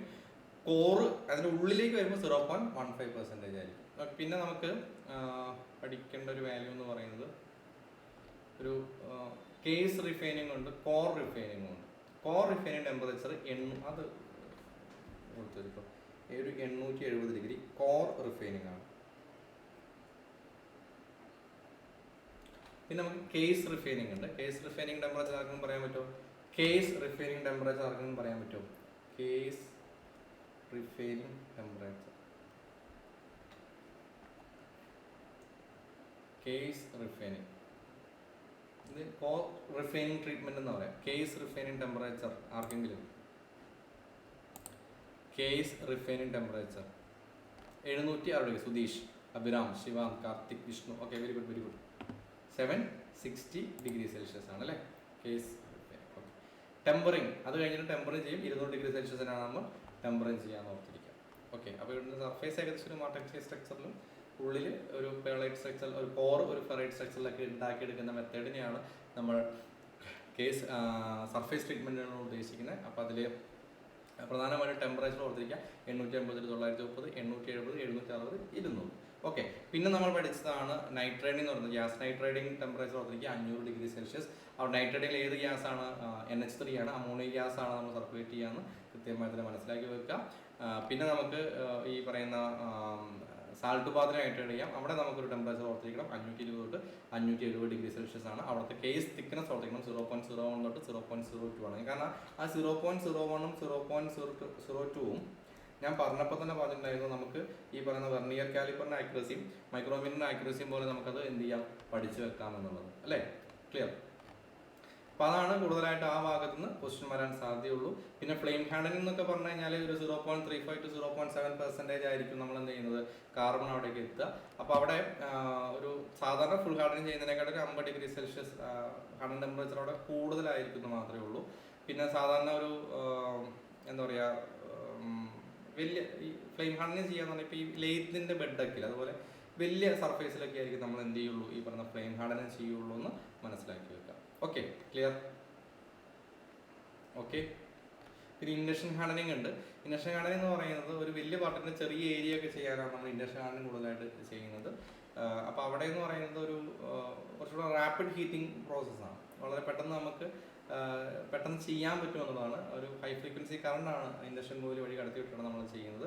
അവിടെയും എന്താണ്, ഹൈ ഫ്രീക്വൻസി കറണ്ടിലും അതുപോലെ തന്നെ മീഡിയം ഫ്രീക്വൻസി കറണ്ടിലും വാല്യൂലുള്ള വേരിയേഷൻ ഉള്ളൂ. ഹൈ ഫ്രീക്വൻസി കറണ്ടിൽ 0.7 to 1 mm, മീഡിയം ഫ്രീക്വൻസി കറണ്ടിൽ 1.5 to 2 mm നമുക്ക് എന്ത് ചെയ്യാൻ പറ്റും, അവിടുത്തെ ഡെപ്ത് നമുക്ക് എത്തിക്കാൻ പറ്റും എന്നുള്ളതാണ്. Okay, clear? ക്ലിയർ ആണല്ലോ. പിന്നെ നമ്മൾ കുറേ ഡ്രോയിങ്ങിനെ കുറിച്ച് പഠിച്ചു. ഡ്രോയിങ്ങിൽ സാധാരണ രീതിയിൽ ക്വസ്റ്റ്യൻ വരുന്നത് ഐസോമെട്രിക് പ്രൊജക്ഷനും ഇത് തമ്മിൽ വ്യത്യാസമുണ്ട്. അപ്പോൾ ഐസോമെട്രിക് വ്യൂ ലെങ്ത് എന്ന് 1 ഉം ഐസോമെട്രിക് പ്രൊജക്ഷൻ ലെങ്ത് എന്ന് 0.821 ആണ്. അപ്പോൾ രണ്ട് രീതിയിൽ വരാം. അപ്പോൾ 1.225 ടൈംസ് ഹയർ ആണെന്ന രീതിയിൽ. ഓക്കെ, അപ്പോൾ ഐസോമെട്രിക് വ്യൂ ഐസോമെട്രിക് പ്രൊജക്ഷനൊക്കെ എത്ര ശതമാനം കൂടുതലാണ് എന്ന് പറഞ്ഞു കഴിഞ്ഞാൽ എത്രയാണ്, 122% കൂടുതലാണ് എന്ന രീതിയിൽ എന്ത് വരാം, ക്വസ്റ്റ്യൻ ആയിട്ട് കയറി വരാം. പിന്നെ നമ്മൾ കുറേ മെക്കാനിക്സ് ഏരിയ പഠിച്ചു. പിന്നെ നമ്മൾ പ്രൊജക്ഷനിൽ നിന്ന് പഠിച്ചത് പ്രധാനമായിട്ട് ഇതാണ്, ഐസോമെട്രിക് വ്യൂ ഐസോമെട്രിക് ലെങ്ത്തും പിന്നെ സാധാരണ അതിൻ്റെ കൺസെപ്റ്റ് ബേസ്. ഇപ്പം ലൈൻ പ്രൊജക്ഷനിൽ നിന്നോ പോയിന്റ് പ്രൊജക്ഷനിൽ നിന്നോ ക്വസ്റ്റ്യൻ വരാം. അത് കൃത്യമായിട്ട് തന്നെ ആൻസർ ചെയ്യാൻ വേണ്ടി ശ്രമിക്കുക. ക്വാഡ്രന്റുകൾ കൃത്യമായി മനസ്സിലാക്കി വെക്കുക. പ്ലാനും എലിവേഷൻ തമ്മിലുള്ള ഡിഫറൻസുകൾ കൃത്യമായി തന്നെ കണ്ടുപിടിക്കാൻ വേണ്ടി പറ്റണം. പിന്നെ ആ ഭാഗത്തുനിന്ന് വേറെ അത്ര വലിയ ഡിഫിക്കൽട്ട് ക്വസ്റ്റ്യൻസ് ഒന്നും വരാൻ സാധ്യതയില്ല. കൺസെപ്റ്റ് ഓറിയന്റഡ് ആണ്. അവിടെ നമുക്ക് വേറെ വെർട്ടിക്കൽ ട്രേസ് ഹൊറിസോണ്ടൽ ട്രേസ് എങ്ങനെ കണ്ടുപിടിക്കാം എന്നുള്ളത് കൃത്യമായി തന്നെ ഓർത്തിരിക്കാം. ഓക്കെ, ട്രേസുകൾ എങ്ങനെ കണ്ടുപിടിക്കാം എന്നുള്ളത്. പിന്നെ നമുക്കിത് ഈ ഓർത്തോഗ്രാഫിക് പ്രൊജക്ഷൻ എന്ന് പറയുന്നത് എന്താണ്, projectors are parallel to each other ആണ്. അത് കാരണം പ്രൊജക്ടേഴ്സ് ഒരിക്കലും അങ്ങോട്ടും ഇങ്ങോട്ടും കൂട്ടിമുട്ടില്ല. ഓക്കെ, പിന്നെ ഈ ലൈൻ ഒരു പർട്ടിക്കുലർ ഡിഗ്രി തിരിച്ച് അതിൻ്റെ പ്ലാൻ വ്യൂ കണ്ടുപിടിക്കാനോ അല്ലെങ്കിൽ സൈഡ് വ്യൂ കണ്ടുപിടിക്കാനൊക്കെ വരാം. അതും കൃത്യമായി തന്നെ മനസ്സിലാക്കി വെക്കുക. പിന്നെ നമ്മൾ മെക്കാനിക്സിൻ്റെ ഏരിയ പഠിച്ച സമയത്ത് ഫ്രിക്ഷനെ കുറിച്ച് പഠിച്ചു. ഫ്രിക്ഷൻ എന്ന് പറഞ്ഞാൽ നമ്മൾ ഒരു ഓപ്പോസിറ്റ് റിയാക്ഷൻ ആണ്. അതിൽ തന്നെ ഈ ഫ്രിക്ഷൻ്റെ റീസൺ എന്ന് പറയുന്നത് ഇറഗുലാരിറ്റി ആണ്. ഒരിക്കലും എന്തെല്ലാം ഒരു ഏരിയ ഒരിക്കലും അതിന് സംബന്ധിക്കുന്നില്ല. അതിന് കൂളം ലോ ഓഫ് ഫ്രിക്ഷൻ നമ്മൾ പഠിച്ചിട്ടുണ്ടായിരുന്നു. സ്റ്റാറ്റിക് ഫ്രിക്ഷൻ ആയിരിക്കും ഏറ്റവും കൂടുതൽ ഉണ്ടാകുന്നത്. അറ്റ് റെസ്റ്റിൽ ഉണ്ടാകുന്നതാണ് സ്റ്റാറ്റിക് ഫ്രിക്ഷൻ. ലിമിറ്റിംഗ് ഫ്രിക്ഷൻ എന്ന് പറയുന്നത് സ്റ്റാറ്റിക് ഫ്രിക്ഷൻ എപ്പോഴാണോ തീരുന്നത്, അല്ലെങ്കിൽ മാക്സിമം സ്റ്റാറ്റിക് ഫ്രിക്ഷൻ കണ്ടീഷനാണ് limiting friction. It's just about to move എന്ന് പറയുന്ന കണ്ടീഷനാണ്. റോളിംഗ് ഫ്രിക്ഷൻ എന്ന് പറഞ്ഞാൽ ഏറ്റവും കുറവായിരിക്കും വീലിലും റോളറിലും ഒക്കെ. അതുകൊണ്ടാണ് നമ്മളെപ്പോഴും അത് ആ ഒരു ഷേപ്പിൽ നമ്മൾ ഉണ്ടാക്കിയെടുക്കുന്നത്. ഓക്കെ, അപ്പോൾ മാക്സിമം സ്റ്റാറ്റിക് ആണ്, മിനിമം റോളിംഗ് ആണ്. അപ്പോൾ കൂളം ഫ്രിക്ഷനെ കുറിച്ച് ഓർത്തിരിക്കുമ്പോൾ അത് എവിടെയാണ്, ഡ്രൈ ഫ്രിക്ഷൻ കണ്ടീഷനാണ് നമ്മൾ എപ്പോഴും ആ ഒരു ലോ ഒക്കെ പറയുന്നതെന്ന് ഓർത്തിരിക്കുക. ഓക്കെ, ക്ലിയർ ആണല്ലോ. പിന്നെ നമുക്ക് ആംഗ്ലോ ഫ്രീ പോസ് പഠിച്ചിട്ടുണ്ടായിരുന്നു. ആംഗ്ലോ ഫ്രീ പോസ് എന്ന് പറയുന്നത് നമ്മൾ ആ ബെഞ്ചിൻ്റെ എക്സാമ്പിൾ പഠിച്ചില്ലേ, അതിങ്ങനെ പൊക്കുന്ന സമയത്ത് എപ്പോഴാണോ ആ ഒരു ബുക്ക് ടേബിൾ വെച്ചിട്ട് നമ്മൾ ചിരിച്ചു കഴിഞ്ഞാൽ ഏത് ആംഗിളായിരുന്നോ അത് സ്ലൈഡ് ഡൗൺ ചെയ്യുന്നത്, ആ ആംഗിളാണ് ആംഗ്ലോ ഫ്രീ പോസ് എന്ന് പറയുന്നത്. അപ്പോൾ അത് കൃത്യമായി തന്നെ മനസ്സിലാക്കി വെക്കാം. പിന്നെ നമ്മൾ പഠിച്ചത് മെക്കാനിക്കൽ അഡ്വാൻറ്റേജ് ആണ്. മെക്കാനിക്കൽ അഡ്വാൻറ്റേജ് എന്ന് പറഞ്ഞാൽ എന്താണ്, എഫോർട്ട് ബൈ ലോഡാണ് അല്ലേ. അപ്പോൾ അതുപോലെ വെലോസിറ്റി റേഷ്യോ എന്താണെന്ന് മനസ്സിലാക്കുക. Type of liver, first order lever എന്ന് പറയുന്നത് ഫൽക്രം ബിറ്റ്വീൻ എഫോർട്ട് ആൻഡ് ലോഡാണ്. ഈ സെക്കൻഡ് ഓർഡർ ലിവർ എന്ന് പറഞ്ഞാൽ load between fulcrum and effort ആണ്. തേർഡ് ഓർഡർ എന്ന് പറഞ്ഞാൽ എഫോർട്ട് ബിറ്റ്വീൻ ഫൽക്രം ആൻഡ് ലോഡാണ്. അപ്പോൾ അത് ഒന്ന് ഫൽക്രം ആൻഡ് എഫോർട്ട്, ഒന്ന് effort between fulcrum and load. അപ്പോൾ അത് ആ വരച്ച് തന്നെ മനസ്സിലാക്കി വെക്കുക. അതുപോലെ തന്നെ ഫിക്സഡ് പുള്ളിയുടെ മെക്കാനിക്കൽ അഡ്വാൻറ്റേജ് എത്രയാണ് ക്വസ്റ്റ്യൻ വന്നിട്ടുണ്ട്. ഫിക്സഡ്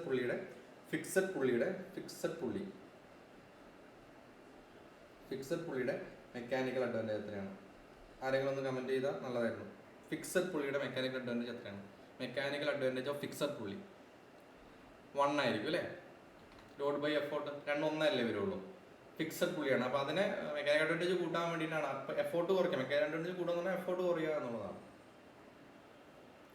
മെക്കാനിക്കൽ അഡ്വാൻറ്റേജ് കൂടുക എന്ന് പറഞ്ഞാൽ എഫോർട്ട് കുറയുക എന്നാണ്. ലോഡ് ബൈ എഫോർട്ട് അല്ലേ. ക്ലിയർ ആണല്ലോ. ഓക്കെ, പിന്നെ ഫോഴ്സ് പ്രഷർ ഡിഫറൻസുകൾ കൃത്യമായി തന്നെ. പിന്നെ പ്രഷർ എന്ന് പറഞ്ഞാൽ എന്താണ്, ഫോഴ്സ് ബൈ ഏരിയ. അപ്പോൾ അതിനെ ബേസ് ചെയ്തിട്ടുള്ള ചെറിയ ക്വസ്റ്റ്യനൊക്കെ കയറി വന്നേക്കാം. ഫോഴ്സ് എന്ന് പറഞ്ഞാൽ എന്താണ്, അതായത് ഒരു സാധനത്തിനെ ഒരു പർട്ടിക്കുലർ ഏരിയയിൽ നിന്ന് മാറ്റാൻ വേണ്ടിയിട്ട് നമ്മൾ കൊടുക്കുന്ന ഒരു എക്സ്റ്റേണൽ ഏജന്റ്, അതിനെയാണ് നമുക്ക് എന്തെന്ന് പറയാം, ഫോഴ്സ് എന്ന് പറയാം. അതും ടൈപ്പ് ഓഫ് ഫോഴ്സുകൾ കാര്യങ്ങളൊക്കെ ഓർത്തിരിക്കുക. പ്രഷറിനെ കുറിച്ച് കൃത്യമായി ധാരണ ഉണ്ടാക്കാം. ബേസിക് ഹൈഡ്രോസ്റ്റാറ്റിക് പ്രഷർ കാര്യങ്ങളൊക്കെ ഒന്ന് മനസ്സിലാക്കി വെക്കും. ഓക്കെ, പിന്നെ നമ്മൾ കുറേ പ്രോപ്പർട്ടീസിനെ കുറിച്ച് പഠിച്ചിട്ടുണ്ടായിരുന്നു. അതിൽ ഈ ഫിസിക്കൽ പ്രോപ്പർട്ടിന്ന് വലിയ ക്വസ്റ്റ്യൻ വരാൻ സാധ്യത. പിന്നെ അത് വരികയാണെങ്കിൽ തന്നെ ഈ പറയുന്ന സ്പെസിഫിക് ഗ്രാവിറ്റി അങ്ങനെ ചോദിച്ചാലേ ഉള്ളൂ. അലൂമിനിയം 2.7, ലെഡ് 11.34 മനസ്സിലാക്കി വെക്കാം. കാരണം അത് രണ്ടും എന്ന് പറഞ്ഞാൽ ഒന്ന് കുറവ് ഒന്ന് കൂടുതലുള്ളതായിട്ട് അത് വേണമെങ്കിൽ ക്വസ്റ്റ്യൻ ആയിട്ട് വരാം.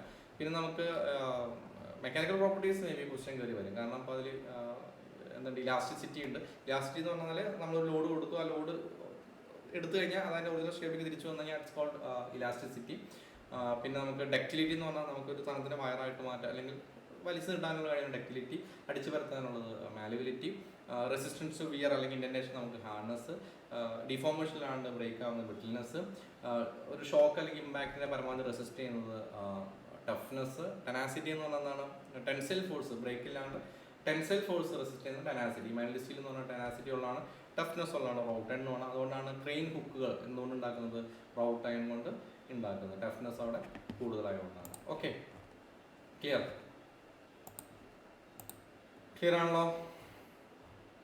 പിന്നെ നമ്മൾ TTD ഡയഗ്രാം പഠിച്ചിട്ടുണ്ടായിരുന്നു അല്ലേ. TTD ഡയഗ്രത്തിലും പഠിച്ചത് എങ്ങനെയാണ് ഇത് ചേഞ്ച് ആയി വരുന്നത്. ഇപ്പോൾ മോൾട്ടൻ ആയ 1530 ഡിഗ്രി കുറച്ച്, അപ്പോൾ അവിടെ ലിക്വിഡ് സ്റ്റേജിലാണ്, അതിനങ്ങനെ കുറച്ച് വരുമ്പോൾ ഡെൽറ്റ അയൺ ഉണ്ടാവുന്നു 1400 ഡിഗ്രി സെൽഷ്യസിൽ. വീണ്ടും കുറച്ച്, അപ്പോൾ അവിടുത്തെ സ്ട്രക്ചർ എന്തായി മാറും, BCC ആയിട്ട് മാറും. വീണ്ടും ടെമ്പറേച്ചർ കുറയുന്നു, അപ്പോൾ ഗാമ അയൺ ഫോം ചെയ്ത് വരുന്നു. ഗാമ അയൺ 910 ഡിഗ്രി സെൽഷ്യസ് വരെ പോകുന്നു, അപ്പോൾ അവിടെ FCC സ്ട്രക്ചറാണ്. പിന്നെ വീണ്ടും താത്തിക്കൊണ്ട് വരുന്നു, ആൽഫ അയൺ ഉണ്ടാവുന്നു, അവിടെ BCC നോൺ മാഗ്നറ്റിക് സ്ട്രക്ചറാണ്. 760 ഡിഗ്രി താഴോട്ട് വീണ്ടും വന്നു കഴിഞ്ഞാൽ എന്താണ്, ആൽഫ അയൺ BCC മാഗ്നറ്റ് ആയിട്ട് മാറുകയാണ്. ഓക്കെ, അപ്പോൾ ആ ടെമ്പറേച്ചർ കൃത്യമായി തന്നെ മനസ്സിലാക്കി വെക്കാം. പിന്നെ നമുക്ക് പ്രധാനമായിട്ടും നമുക്ക് കുറേ സ്ട്രക്ചറുകളും അതിന് ഇതും പറയാം. ഇപ്പോൾ ടൈം ടെമ്പറേച്ചർ ട്രാൻസ്ഫോർമേഷൻ ഡയഗ്രാം പഠിച്ച സമയത്ത് അതിന് S കർവ് എന്നോ C കർവ് എന്നോ വിളിക്കാം. അത് അതിൻ്റെ ഷേപ്പ് അതുകൊണ്ടാണ് അങ്ങനെ ഒരു ഇത് വരയ്ക്കുന്നത്. അപ്പോൾ അതിൽ നമുക്ക് കുറച്ച് കാര്യം പഠിക്കാനുണ്ടായിരുന്നത്, ഒന്ന് ഇപ്പം പേളൈറ്റ്. ഓക്കെ, ഏകദേശം ഒരു 700 ഡിഗ്രി നിയറിലാണ് പേളൈറ്റ് ഉണ്ടാവുന്നു, 600 ഡിഗ്രി നിയറിൽ സോർബൈറ്റ് ഉണ്ടാവുന്നു, 550 200 സഡൻ കൂൾ കഴിഞ്ഞിട്ടുള്ള ഐസോതെർമൽ റിയാക്ഷനിൽ ബേനൈറ്റ് ഉണ്ടാവുന്നു. മാർട്ടൻസൈറ്റ് ട്രാൻസ്ഫോർമേഷൻ സ്റ്റാർട്ട് ചെയ്ത് 240 ഡിഗ്രി സെൽഷ്യസിലാണ് എൻഡ് ചെയ്യുന്ന ടെമ്പറേച്ചർ ആർക്കുള്ള ഓർമ്മയുണ്ട് പറഞ്ഞു. മാർട്ടൻസൈറ്റിന്റെ ഫോർമേഷൻ സ്റ്റാർട്ട് ചെയ്യുന്നത് 240 ഡിഗ്രി സെൽഷ്യസിലാണ് കൂൾ ചെയ്യുമ്പോൾ. ഓക്കെ, എത്ര ഡിഗ്രിയിൽ മാർട്ടൻസൈറ്റ് ഫോർമേഷൻ എൻഡ് ചെയ്യും, എത്ര ഡിഗ്രിയിൽ മാർട്ടൻസൈറ്റ് ഫോർമേഷൻ എൻഡ് ചെയ്യും, -50 ഡിഗ്രി സെൽഷ്യസിൽ എൻഡ് ചെയ്യും. ഓക്കെ, MS-ഉം MF-ഉം പഠിച്ചത് ഓർത്തിരിക്കുക, MS-ഉം MF-ഉം പഠിച്ചത് ഓർത്തിരിക്കുക. ഓക്കെ ആണല്ലോ. ഓക്കെ, പിന്നെ നമുക്ക് ഹാർഡ്നെസ്സിൻ്റെ വേരിയേഷൻ ഇപ്പം ജസ്റ്റ് ഒന്ന് മനസ്സിലാക്കി വെക്കുന്നത് നല്ലതാണ്. ഇപ്പോൾ നമ്മൾ സോർബേറ്റ് എന്ന് പറഞ്ഞാൽ ഏകദേശം 350 ഹാർഡ്നെസ്, ഫൈനലി ഡിസ്പേഴ്സ്ഡ് പേളൈറ്റ് അറിയുന്നതാണ് സോർബേറ്റ്. അങ്ങനെയുള്ള കുറച്ച് കീവേഡുകൾ മാത്രം ഓർത്തിരിക്കാം. ഇപ്പം ഏറ്റവും കൂടുതൽ ഹാർഡ്നെസ് ഉള്ളത് സിമെൻറ്റേറ്റ് ആണ്, നിയർലി 1400 വരും. പിന്നെ മാർട്ടൻസൈറ്റ് ആണ് 650 to 750. പിന്നെ സോർബേറ്റ് 350 വരും. ഒരു ഏകദേശം 180 പേളൈറ്റ് വരും. 100 താഴെയാണ് ഫെറൈറ്റ് വരുള്ളൂ എന്ന് ഓർത്തിരിക്കുക. പിന്നെ സ്ട്രക്ചറുകൾ ഓർത്തിരിക്കുക. ഓക്കെ, അതായത് BCC ആണ്, FCC ആണ് തുടങ്ങിയ കാര്യങ്ങളൊക്കെ ഓർത്തിരിക്കുക. ഫെറൈറ്റ് ആണ് ഏറ്റവും സോഫ്റ്റ്നെസ്, മാർട്ടൻസൈറ്റ് ആണ് ബ്രിട്ടിലായിട്ടുള്ളത്. ഓക്കെ, അപ്പോൾ ഇത്രയും കാര്യങ്ങൾ കൃത്യമായി തന്നെ മനസ്സിലാക്കി വെക്കുക. നമ്മളിപ്പം ഫസ്റ്റ് മോഡ്യൂളിൽ നമ്മൾ ടൂൾസിനെ കുറിച്ച് നമ്മളധികം പറഞ്ഞിട്ടില്ല. അപ്പോൾ അതിൻ്റെ ബേസിക് ആയിട്ടുള്ള കാര്യങ്ങളൊക്കെ ആയതുകൊണ്ടാണ് പിന്നെ നമ്മളത് പറയാത്തത്. അപ്പോൾ പരമാവധി കുറേ പോയിന്റുകൾ നമ്മളിങ്ങനെ പറഞ്ഞു പോയി. ഒരു എക്സാമിൻ്റെ 2 ദിവസം മുമ്പ് ഒരു എന്താ പറയുക, ഒരു മെമ്മറി ഇതുപോലെ നമ്മൾ റീഫ്രഷ് പോലെ ചിന്തിച്ചാൽ മതി. ഒരുപാട് പോയിന്റ്സ് നമ്മൾ പറഞ്ഞിട്ടുമില്ല. ഇപ്പോൾ നമ്മൾ കളർ വേരിയേഷൻ നമ്മൾ പറഞ്ഞിട്ടില്ല. ഫർണസ്, ഫ്യൂൾസ്, ഈ പറഞ്ഞ പോലെ കോക്ക്, ഇതൊക്കെ തന്നെ. അത് വേറെ, അത് ജസ്റ്റ് സിലബസിൽ പറഞ്ഞു എന്നുള്ളൂ, വേറെ പ്രശ്നങ്ങളൊന്നുമില്ല. അതിങ്ങനെ ഒരു ക്വസ്റ്റ്യൻ വരാൻ സാധ്യതയുള്ള കാര്യങ്ങളൊന്നുമില്ല. സോളിഡ് ഫ്യൂൽ യൂസ് ചെയ്യാൻ, മറ്റേ ഫ്യൂൽ, അങ്ങനെ ആ ഫ്യൂലിൻ്റെ ക്ലാസിഫിക്കേഷൻ തന്നെയുള്ളൂ കേട്ടോ.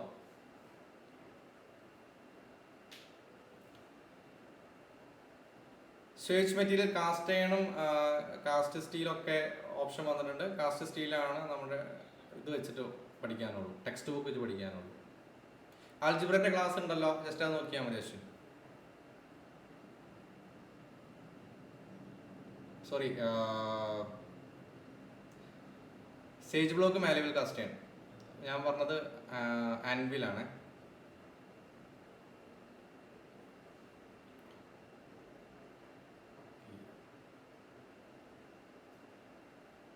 നമ്മൾ നിമി തന്നെ ഫോളോ ചെയ്ത് പോവാ, നമ്മുടെ നോട്ട് തന്നെ ഫോളോ ചെയ്ത് പോവാ. ആൽജിബ്ര, LCM, HCF ഒക്കെ അതിലുള്ള ഹൈ കാർബൺ സ്റ്റീല് ഹാമർ.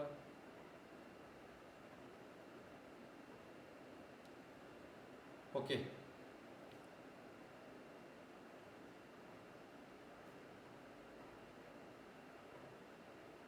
അതൊക്കെ നോട്ട് ജസ്റ്റ് നോക്കിയാൽ മതി കേട്ടോ.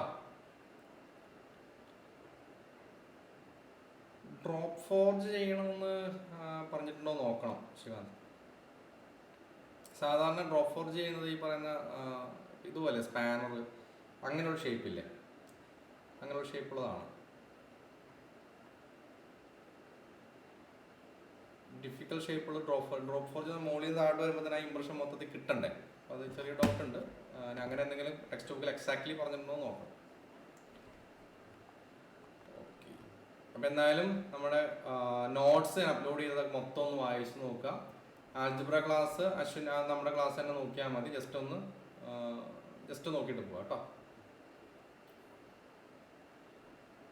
ഓക്കെ, അപ്പം ഞാൻ നല്ല വൈൻഡപ്പ് ചെയ്തോട്ടെ. ഇന്ന് ഉദ്ദേശിച്ച് ഇത്രയേ ഉണ്ടായിരുന്നുള്ളൂ. നമ്മൾ കുറേ ക്ലാസ് ഇങ്ങനെ ഒരു മാസമായിട്ട് ഇങ്ങനെ പല പല ക്ലാസ് ഇങ്ങനെ എടുക്കുന്നു. അപ്പോൾ നമുക്കൊരു റിഫ്രഷ്മെന്റ്.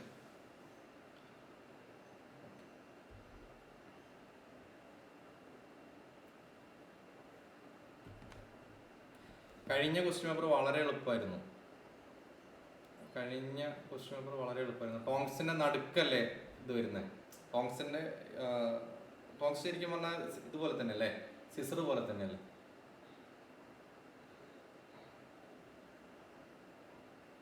സിസറിന്റെ സെയിം ടൈപ്പ് അല്ലേ, ഫസ്റ്റ് ക്ലാസ് ആയിരിക്കും വരുന്നത്. അങ്ങനെ വരില്ലല്ലോ, കാരണം ടോങ്സിന്റെ നടുക്ക് സിസറിന്റെ സെയിം എഫക്റ്റ് അല്ലേ വരുന്നത്. ഫസ്റ്റ് ക്ലാസ് ആണ് വേണ്ടത്. വരച്ച് നോക്കാം. ടോങ്സിന്റെ ഷേപ്പും എഫോർട്ടും ഇതും വരച്ച് ജസ്റ്റ് ഞാൻ വരച്ച് നോക്കിയിട്ട് പറയാം.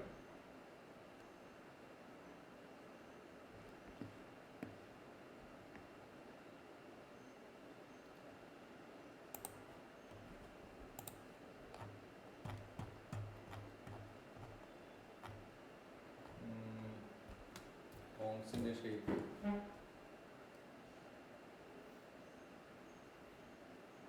ഇവിടെ ഇത് വരുന്നു, ഇങ്ങനെയല്ല നമ്മൾ ഹാൻഡിൽ വരുന്നത്. ഇവിടെ ലോഡ് അല്ലേ, ഇവിടെ എഫോർട്ട്, ഇവിടെയല്ലേ ഫൽക്രം വരുന്നത്, റൈറ്റ് അല്ലേ? അങ്ങനെ തന്നെയല്ലേ നമ്മുടെ പഠിച്ചിട്ടുള്ള എല്ലാം തന്നെ. അപ്പോൾ എഫോർട്ടിനും ലോഡിനും ഇടയിൽ ഫൽക്രം എന്ന് പറഞ്ഞു കഴിഞ്ഞാൽ ഫസ്റ്റ് ഓർഡർ അല്ലേ വരേണ്ടത്.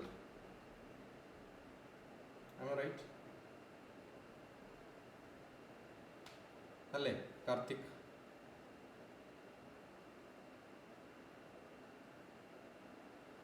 അതാണ് ഇങ്ങനെ എൻ്റെ ഒരു കൺസെപ്റ്റ് അങ്ങനെ തന്നെയാണ്. അതിൽ വേറെ വ്യത്യാസം ഒന്നും വരാൻ സാധ്യതയില്ല. നമ്മൾ സിസറിന്റെ അല്ല തേർഡ് ഒന്ന് കണ്ടു കഴിഞ്ഞാൽ തേർഡിന്റെ കണ്ടീഷൻ എന്ന് പറയുന്നത് എങ്ങനെയാണ്? തേർഡ് കണ്ടീഷൻ എന്ന് പറയുമ്പോൾ എന്തൊരു തേർഡ് അല്ലേ, അതായത് തേർഡിൽ effort between fulcrum and load. അപ്പം ഫൽക്രത്തിൻ്റെയും ലോഡിൻ്റെ ഇടയിൽ നമ്മൾ ആക്ട് ചെയ്യണം, എഫോർട്ട് കൊടുക്കണം. അതെന്തായാലും ഇതിൽ പറ്റുമോ?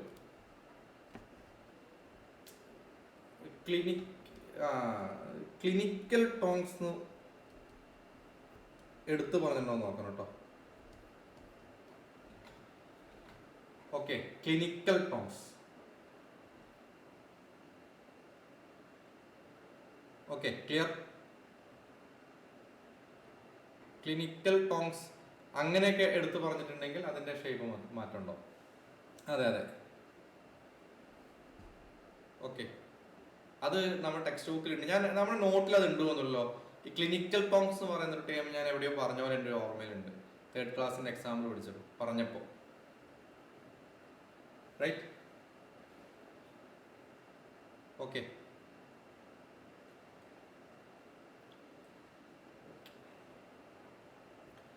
അപ്പോൾ പിന്നെ കളറുകളൊന്ന് ഓർത്ത് വെച്ചോട്ടോ. അതായത് ആ ഒരു ടെമ്പറേച്ചർ അനുസരിച്ച് കളർ വേരിയേഷൻ വരുന്നില്ലേ, ടെമ്പറേച്ചർ അനുസരിച്ചുള്ള കളർ വേരിയേഷൻസ് ഇല്ലേ, അതൊന്ന് ഓർത്ത് വെക്കണേ.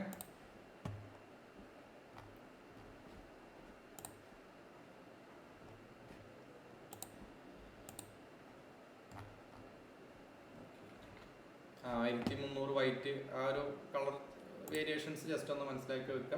ചിലപ്പോൾ അതിൽ നിന്നും ഒന്നോ രണ്ടോ ക്വസ്റ്റ്യൻസ് ഒക്കെ വന്നേക്കാം. ഓക്കെ, അപ്പോൾ ഞാൻ വല്ല ഇന്നത്തെ ക്ലാസ് വല്ല വൈൻഡപ്പ് ചെയ്യുന്നു.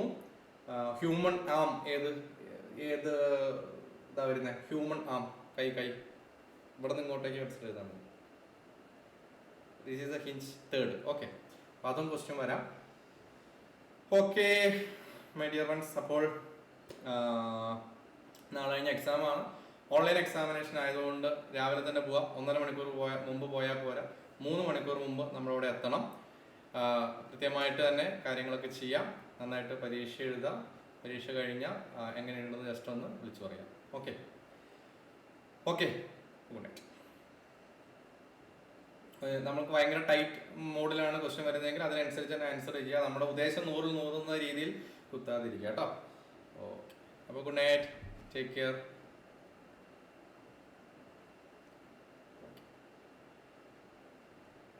എന്തെങ്കിലും എനിക്ക് എക്സ്ട്രാ മനസ്സിൽ തോന്നി എന്തെങ്കിലും പോയിന്റ് ഉണ്ടെങ്കിൽ ഞാൻ ഗ്രൂപ്പിൽ ഇട്ടോളാം. അല്ല, ഇനി നിങ്ങൾ പുതിയതായിട്ട് ഒരുപാട് പഠിക്കുന്നതിനെ നമ്മൾ പഠിച്ചത് സ്ട്രോങ് ആക്കാൻ ശ്രമിച്ചാൽ മതി.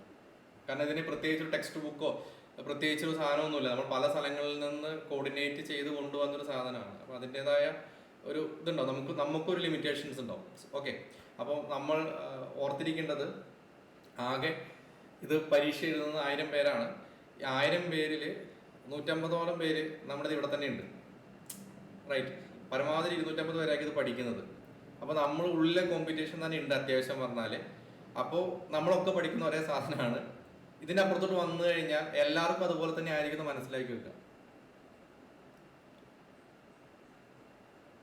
ഓക്കെ, അപ്പോൾ ഗുഡ് നൈറ്റ്.